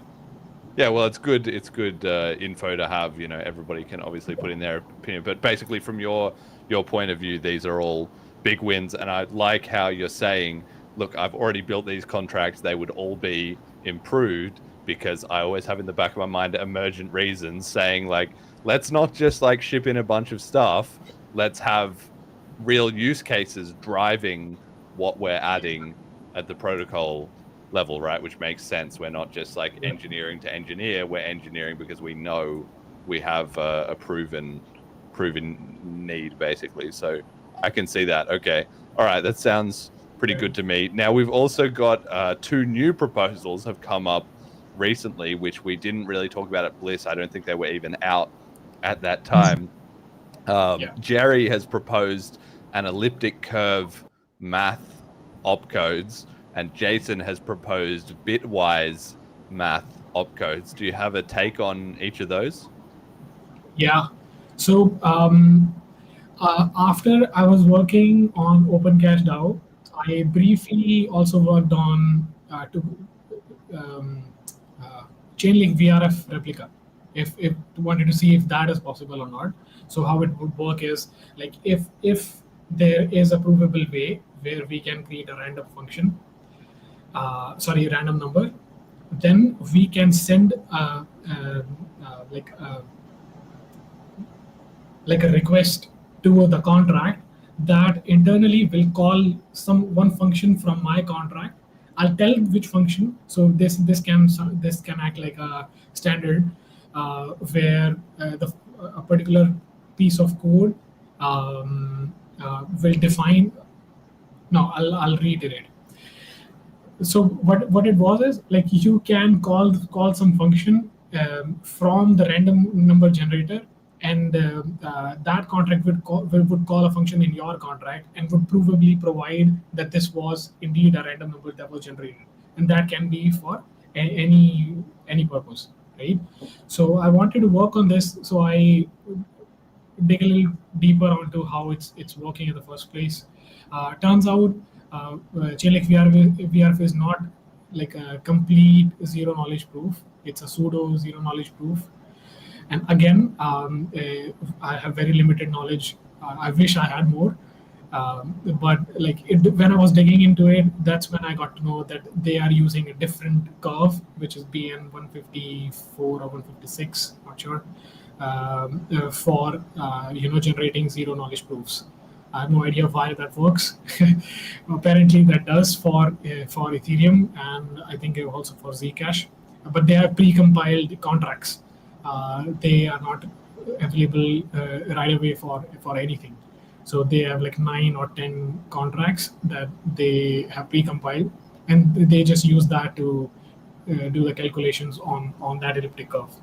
So I think if we have that, but I don't know, since we have limited code points, I think we should have a lot of extensive research on what new opcodes we can add, right? So this, I think, will take quite some time. But if we have that, we will have everything that Ethereum has and all the other privacy chains have. Yeah, amazing. Okay, so that's for the EC math. What about the bitwise math? Are you a fan of that? Like, that was probably the least controversial proposal I've ever seen. Like, Jason said, I'm thinking about doing this, and the thread immediately filled up with people like, yep, love it, let's do it. Everybody just jumped on the bandwagon for that because it's so obvious. He hadn't even got a proper proposal, but everybody was like, this is so obvious, right? Yeah, and Callan immediately created the... Callan like knocked it out in like an afternoon somehow, yeah. It was like super fast. He did it like a couple of hours or something. I mean, that kind of touches on the overall point, right? Which is that the speed, I feel like, of BCH ramping up, you can feel it, right? It's like an engine, you know. You think cash tokens look several years in proposal. It was all debated and discussed, etc.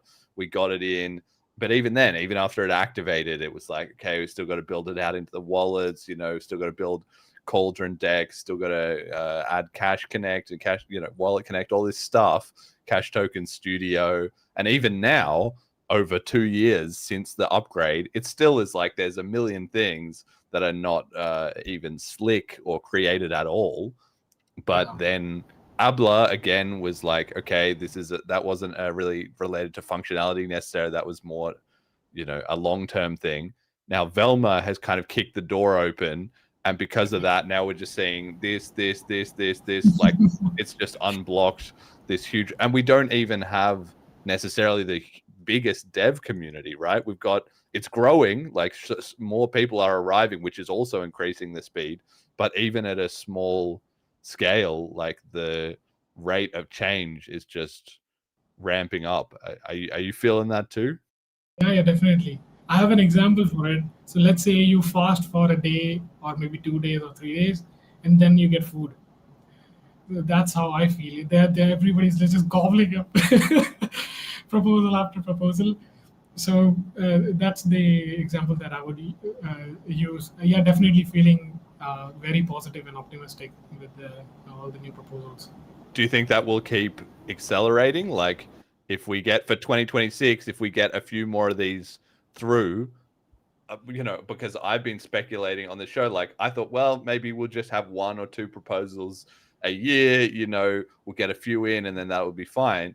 But it's kind of like the more people you get involved and the more action and use cases and stuff you have, the more people come up with good ideas, the more things you can do. Like there's still all stuff with like quantum and with UTXO commitments, and you know, there's sub Satoshis, new transaction versions. Like there's going to be all kinds of things that people are going to be like, this would be a sick upgrade. So I sort of feel like maybe the upgrades themselves are going to get like bigger and bigger because we're also doing them further ahead of time. So we have more time to evaluate all the different things. There's more people involved, so there's more horsepower to code them up and review them. So between all of it, it's like the BCH upgrades are going to go from like small, and it's going to just start getting like, I don't know. It's kind of crazy, right? Yeah, definitely. Like I liked the most enthusiastic was when 1 minute blocks was introduced by BCA, and the discussion was really cool. Like, and also there is so much discussion going on with about the UTXO commitment. However, I had just one thought about bitwise operators though. Mm-hmm. I'm not sure exactly where they will be used in any of the applications, at least on the BCH level. But yesterday I tried to create a exponential function using bitwise operators, and that took a lot of bytes.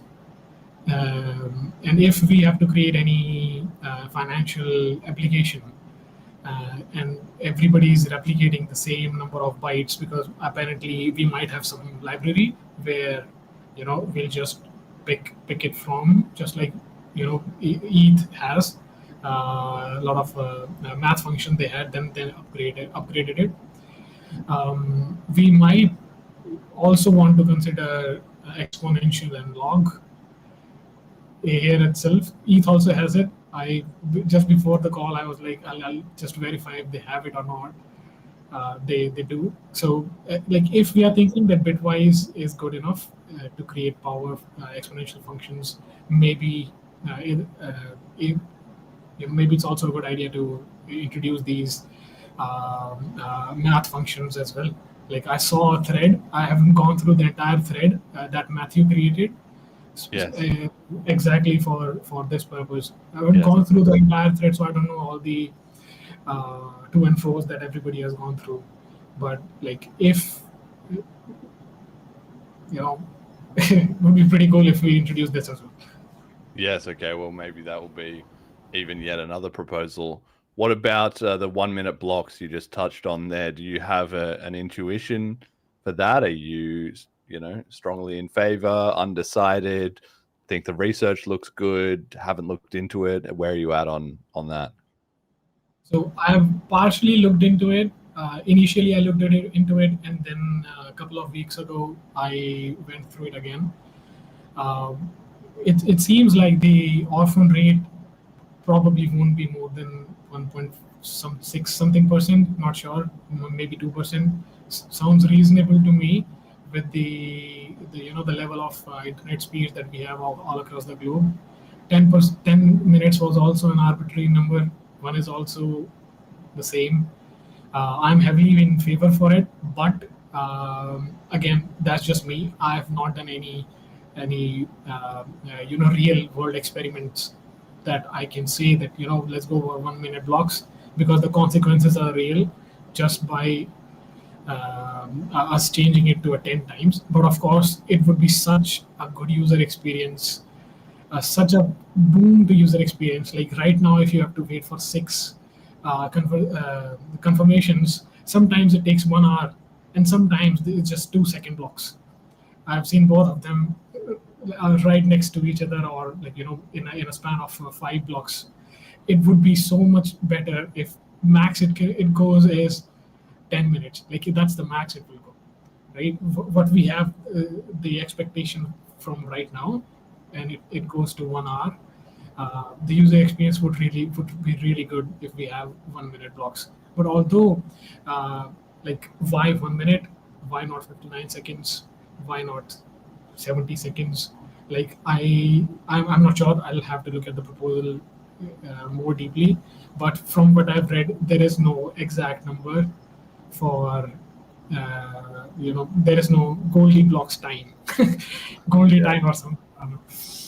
Yes. Well, it's the kind of thing that now the idea has been circulating in the community for a while. I'm the same as you, and I've heard other people say the same. Now that it's in the back of my mind, if I'm looking up a block explorer and I just see like last block 30 minutes ago, I'm thinking, what are we doing here, guys? Like, really? Is there any reason that we're just handicapping our entire ecosystem like this? So, yeah, I feel like mimetically, it's gaining traction just because now it's in people's minds. People like it's so obvious to see the use cases where you're like, this This is annoying. Everybody has had that moment of being like, "Oh God, when's the next block?" I didn't care at all because of like just my not being on exchanges until I was using BitGree, and just one confirmation took like almost, I think, 75 minutes or something like this. And I was like, this is unacceptable. I am now completely in favor of 1 minute blocks. Well, that's it. Again, we're just solving a real pain point. You know, it's like we're not changing it for change's sake. The idea came up, people thought about it a little bit. Then the more you think about it, the more you're kind of like, no, it sort of makes sense. Okay, all right, cool. Well, yeah. Any other final thoughts on any of those different upgrades? Well, for 1 minute blocks, I think Tom has a good point that zero confirmations are good enough, and double spin proofs are also good. But then Bitcoin Cash artist already has shared that it doesn't work with incorrect P2SH parent. I guess not sure, like something along those lines. I haven't seen it deeply, but 1 minute blocks are going to be so much helpful for a simple user experience. Let's say I have to go outside, right? And I just want to sell some BCH or sell. We all sell. We are not a number go up guys. So let's say I have to sell some BCH or just do something on let's say Binance, but they take so long, and it's such a hellish time. So you have to wait for 2 hours, maybe, I don't know, maybe half an hour, and everything goes by immediately.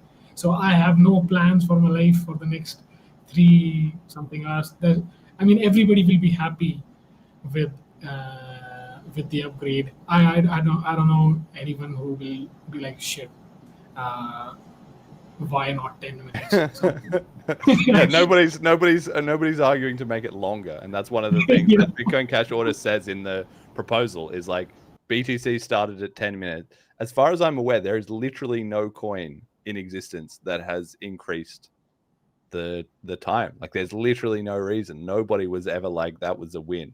People have gone ridiculously small, but nobody's even gone to 10 minutes and 1 second. Like, we'll increase our decentralization like that. Like, the trade-off is just so obvious that the market has spoken, it seems like. Well, it might work. I think part of the research, his research is like cross-planetary blocks. Yes. Well, in that case, it makes sense to have longer.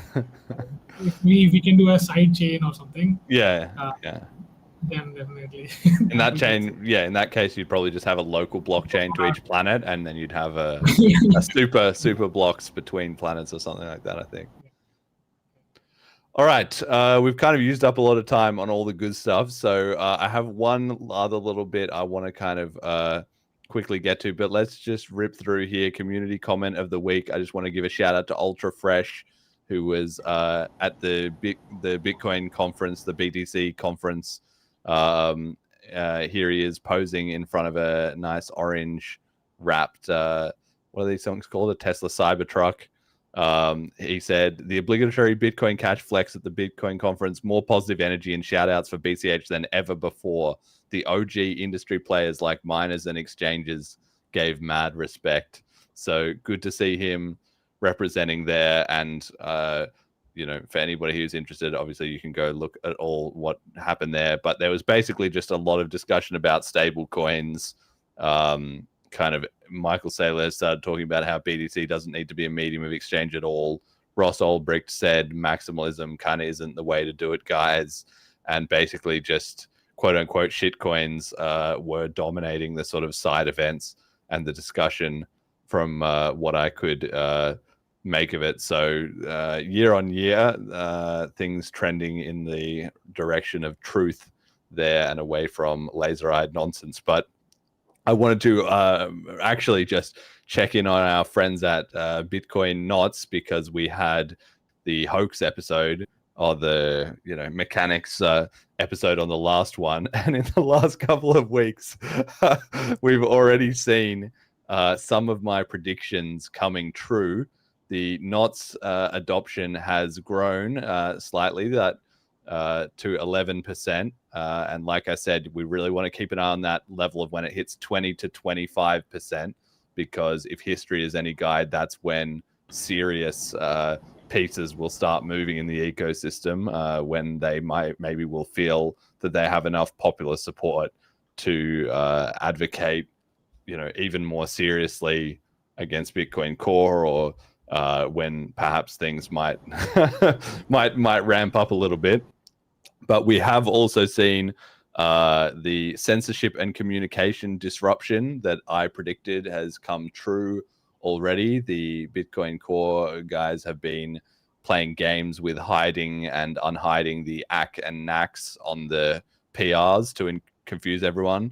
And I also predicted that miners will begin receiving additional pressure, which we've also seen with several pools announcing plans to accept non-standard transactions. So that would go from just a Mara thing to several other pools and more of the hash rate, which again sort of might contravene any efforts by the NOTS guys to kind of cut that off.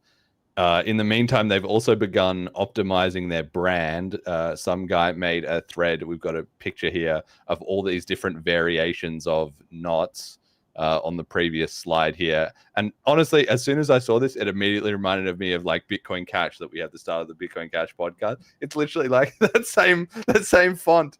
They just have it in orange instead of green. And to me, that just means like they've already given up, right? They already know that they are not, quote unquote, the real Bitcoin, because if they were, they could just use Bitcoin. But the fact that they are now spending time and energy reinvested in fiddling with their branding, it's the classic entrepreneur move, right? Of if you're going to launch an app, the first thing everyone does is make a logo because it's fun and easy, but nobody wants to actually like sit down and work on the database backend or something, because that's hard. What do you make of this, Kuldeep? Do you have a thought on whether the NOTS Brigade are going to be able to wrestle control back from Bitcoin Core? I from what I've seen over the years, I can just say that it feels sad to have so many people with such incredible talent and absolutely wasted on people who are just stubborn in a way. These people try to make some changes. They try to revolutionize Bitcoin that they are so attached with, and then ultimately so many of them end up giving up. Instead of that, it would have been much better if they could have just gone through the history, and what we are doing, it's so much better. I'm not sure. This is, I think, 90 something % is already Bitcoin Core nodes, and it's 12 something % for the NOTS nodes right now. I'm not sure how long it can continue, because I see it boiling down a little bit, like cooling down a little bit. Yeah. So, well, they're going to lose steam. The idea for them is they've done an impressive job of getting from under, 0.5% up to 10 or 11%. That's good. But each additional percent becomes harder to get, right? Because, of course, at the start, it's going to be all the most enthusiastic people and the voices are going to be loud. I guess one view is that they can maybe snowball that. They feel if they get 20%, then they can say, look, we're taking over. And then more people switch. They start pressuring companies in the ecosystem and they build up that way. Or it can go the other way around, which is that there's a certain percent of people that are never going to switch from Bitcoin Core. And just as they get increasingly closer to that threshold, whatever it is, whether it's 80%, whether it's 50%, whether it's 30%, then they will just hit a brick wall that they just cannot convince people to switch, right? And to actually make a difference on the network, they probably need NOTS to be 90% or maybe 85%. They win a social victory and like a marketing victory much earlier at even 20 or 25%. But to actually stop, like to have the relay policy make it significantly difficult for miners, they need to be like an overwhelming majority of the network, really. So I don't know. I don't like their odds in that sense. Like, we're really going to see things kick off probably before it gets anywhere near that level anyway. And we have some clips to this effect from Matthew Cratter, who's also one of the big Knots shillers, talking about the Bitcoin Core situation from this week. So let's have a listen to these two little snippets. That. In the process, I got very used to answering beginner questions like, does Bitcoin Core control Bitcoin? That was always a common question. My answer at the time, no, of course not. Bitcoin Core can't control Bitcoin, because if they were to go rogue or start doing stupid things or get taken over by the CIA or whatever, Bitcoiners could always run different node software. Now, that's a good answer and a true answer, but it never occurred to me that the day would come when we might actually need to put this hypothesis to the test. And that hypothesis, that day, has obviously come now. Bitcoin Core has different devs with different opinions about everything, so I don't want to paint the whole organization as malicious. That would not be fair. I think there are certainly malicious devs at Core, but there are also some good people, and also unfortunately, lots of organizational inertia, plus the natural human tendency to close ranks and protect your own when attacked from the outside. But I think something has clearly gone really, really wrong at Core over the past 2 years, really since the Taproot exploit and the beginning of inscriptions and spam in 2023, and then especially recently in 2025. If you're finding this video interesting so far,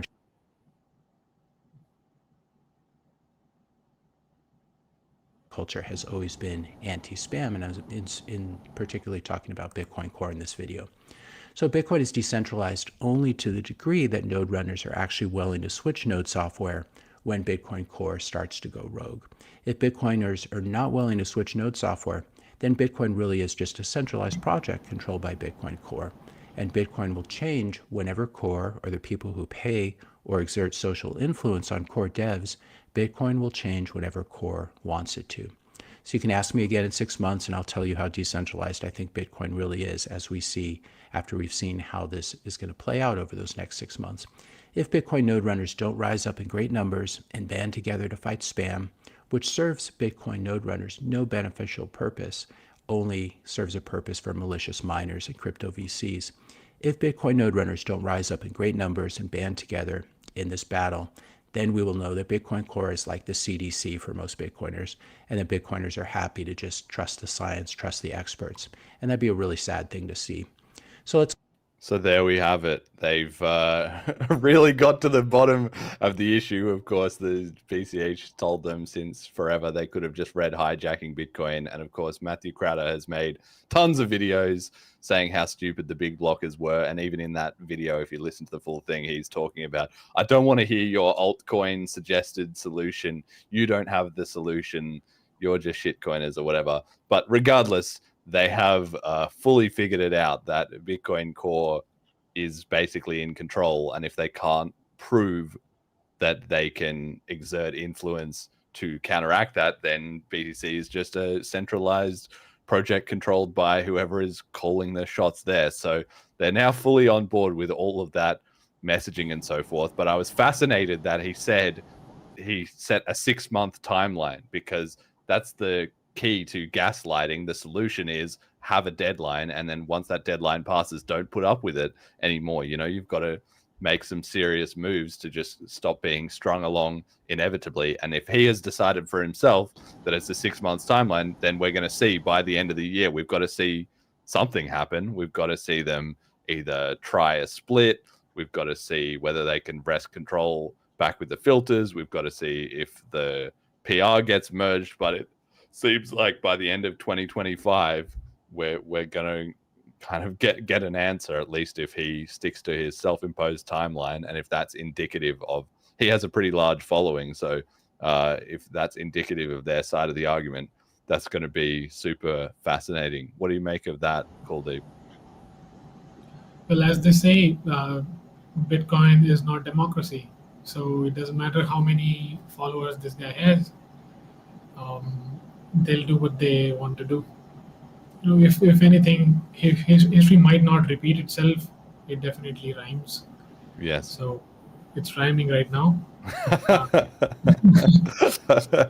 It might not continue. You know, that's why I find it so fascinating. Is 6 months is a really interesting time window to see if they can do anything different, because again, it just maps onto the big blockers carried on for a certain and got to a certain point at which it was like, this is not gonna work. Like, we have to do something different. And that's where there was the split to BCH, and then there was SegWit, which was proposed and then collapsed in November, right at the end of the year in 2017, right?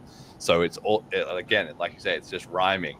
We'll see. This time, will it be that the laser eye node runners of knots can come back to gloriously reclaim their digital gold, or will they also be the ones starting 2026 behind the 8 ball, having in a mess, having to figure out whether they want to split off into a new chain, or whether they've just got to put up with it, or whatever. Like, the meltdown could be tremendous if actually 10% of the organic node runner community or more just goes ballistic as they discover that they've been hoaxed all at once.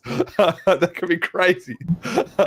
But I'm looking forward to it. And we've got a quick little meme of the week here, which is just showing that they've started making memes about the Bitcoin chain code client, because they noticed that several of the Bitcoin core developers are on the payroll of this company called Chain Code, which is literally exactly the same as when the big blockers told them, look at all these Blockstream people that are basically calling the shots. But apparently that was just a conspiracy theory and never to be taken seriously. But now they've started realizing that Chain Code, which is essentially the same thing, is just, rebranded. It's a different company, but I'm sure the money and the power players are basically the same behind the scenes. Now they've started to figure that out. Okay. All right. We've been running a little over time, I think, here, so we've got to kind of wrap things up. But Kuldeep, you've got a message to the community, as we always give people on the show. What do you think the Bitcoin Cash community needs to hear? So I wrote a piece for it because I wanted it to be word by word. Oh, amazing. I think this is the first prepared message we've ever had, possibly. People just freestyle it, but address. An address. Oh, shit. Like, you have high expectations from me. Okay, I think, I'm an anime lover, so this is in a reference to Naruto. All right, so this feels like when, so there's a villain in Naruto. There's a group called Akatsuki, and there's a villain called Pain. So that guy just comes in and destroys the entire village. How it feels like right now for BCH is like, in that village, everybody starts to rebuild it. I wrote, like, everybody rebuilds the village with everything they have. Everyone believes and knows that their efforts matter. It feels the same in BCH. Everyone is doing the best they can and keep uplifting each other. So we have two examples, Flipstarter and FundMeter Cash. We see it almost every week that some project gets funded just because it must be, right? So that's what I feel about the community. We are going in a very good direction. I always feel positive whenever I open chats. So, that's a good part. And the second part of a message is, like, in my opinion, I think we need investor funding rather than focusing on marketing. Like, why I'm giving a comparison is because since whenever we have investor funding anywhere, in even the direct example is Solana, right? As soon as there is investor funding, because there's so many applications that are possible right now. So all we have to do is just show them that there is money to be made. It's right there. It's possible. All an investor cares about is that they want their investment back and some returns on top of it. Like, apart from those investors who are, love BCH. Other than that, they don't, to be honest, I've seen it almost everywhere. People don't really hate BCH. They are not ignorant about it. They just don't see how they can make money out of it, right? So in my personal opinion, I think we as a community need more companies to get funding somehow. I wish I was that guy who could, but I'm an engineer. So I don't have anybody with me who can, work with me or get funding, or there are so many other projects as there are. But to be honest, the primary focus for all, in my opinion, should be getting outside funding into different projects any way they can, because I think so many people can build like billions of dollars worth of products right there. Like for example, BitCANN is direct competition with ENS, right? And ENS is already $1 billion system. There are $1 billion worth of money has already exchanged hands. Imagine that happening in many applications on BCH. We would just skyrocket. So many people don't care about like what they think about BCH. As soon as they start hearing about it, that's the end of it. They right now they have formed opinion based on who is talking about what. And as soon as we move to that state where we have funding, we have projects that are getting funds from somewhere, and there's a pretty good portion that is just going out there for marketing. Like one example would be Michael Saylor, right? Like that guy doesn't have that level of understanding of Bitcoin. All he's doing is just manipulating it, but everybody is listening to him. That's the primary part. Why? Because his team has got some level of marketing that he is doing. That's why he's able to achieve that level of visibility, right? I think we might be able to replicate the same thing through funding. That's it. Okay, so yeah, that makes sense to me. Bring in the investment money, and then that incentivizes them to take care of putting the message out there, and they'll spend their own money on that to benefit their investments. That definitely makes sense. And yeah, I think it's something we can do a lot better as a community. And I like your analogy about rebuilding the village, because it comes back to everybody's on a mission. Everybody has in their mind how it was and how great it could be again, and then they just get to work. And you're right. I feel like BCH does have that sentiment at the moment, and I love how harmonious everyone is and the amount of good work. Like you said, it is crazy actually how much things are getting funded on FundMe, basically every week, because people can see like people are putting in work, and so other people are willing to fund it, and that's just it. The money, it's like there's something like more than 750 BCH I think has now gone through FundMe. That's actually a pretty good amount of money, and that only just ramps up over time. So yeah, it's great, really great to see. Okay, speaking of the FundMe, we've got the FundMe campaign. I didn't update the slide, but it's actually closed. I put in a little bit of funding to just get it over the line, because I thought, look, let's just close off this batch of episodes. We're at 152, and it's going to be 155 soon enough. So this is our final list of contributors here. Majamali Marcelo, Funding Father, Molecular, the show we love, at Cash Stamps, BCH for the win, Cash Dragon, RealBitcoin.cash, Murray Store, great work, Burnin' a Cattle, Bitcoin is Cash, Milton Friedman, Emergent Reasons, Stay Grounded, Go Big, Canach, BCH is the Michael Jordan of crypto, Yeah Beer, Keep Building while BBC fights and stagnates, the stage is set for medium of exchange plus store of value, must obsolete ETH first, Purely Peer, purelypeer.cash, discover the thrill of quest hunting, find hidden cash drops and collect BCH, and Dorimus, Keep Building, Biddling, you have full support from many. Thank you to our donators and our patrons, Ricky and HP, and our sponsors, General Protocols.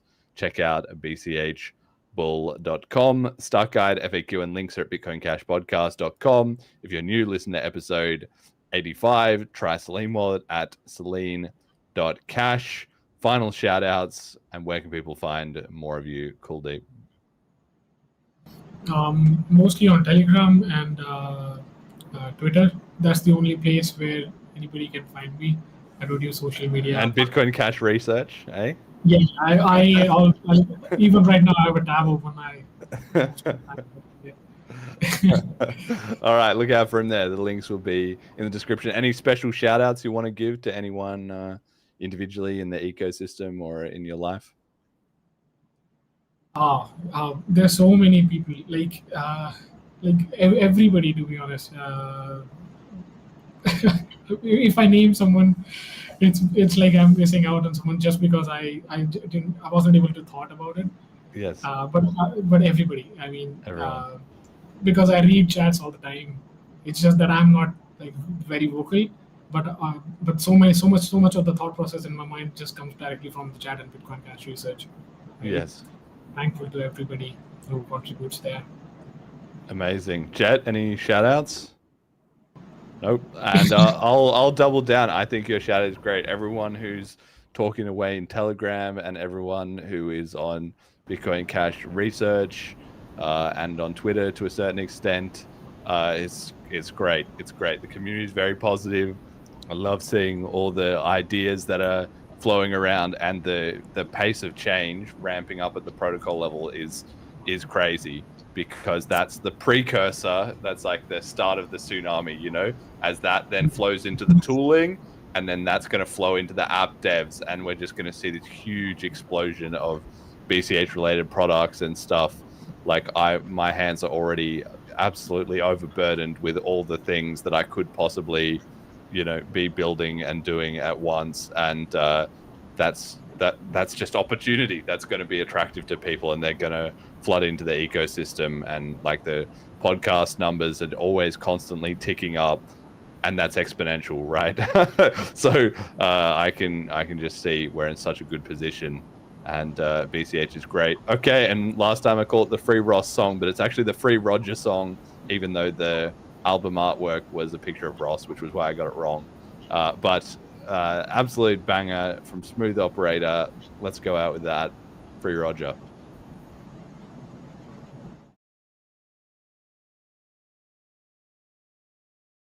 The Donalds, release Roger from prison. Hurry up, bro, soon to be all season. Peer cash, that was the vision, but they locked them up, cause they fear his mission. Dog Bitcoin Jesus, straight from the start. 2011, spreading the spark. Told him the bank's gon' keep y'all in chains. Now he's in a cell where McAfee's name remains. Regulators hate when the people got power, so they set traps, watch them all turn sour. Spain got him locked, extradition in sight. For what, selling freedom? Nah, that ain't right. That they hate BCH cause it moves too fast. Still middleman, fees no Wall Street tax. Now they got him shackled, trying to shut him down, but the blockchain's still running underground. The Donalds, release Roger from prison. Hurry up, bro, soon to be all season.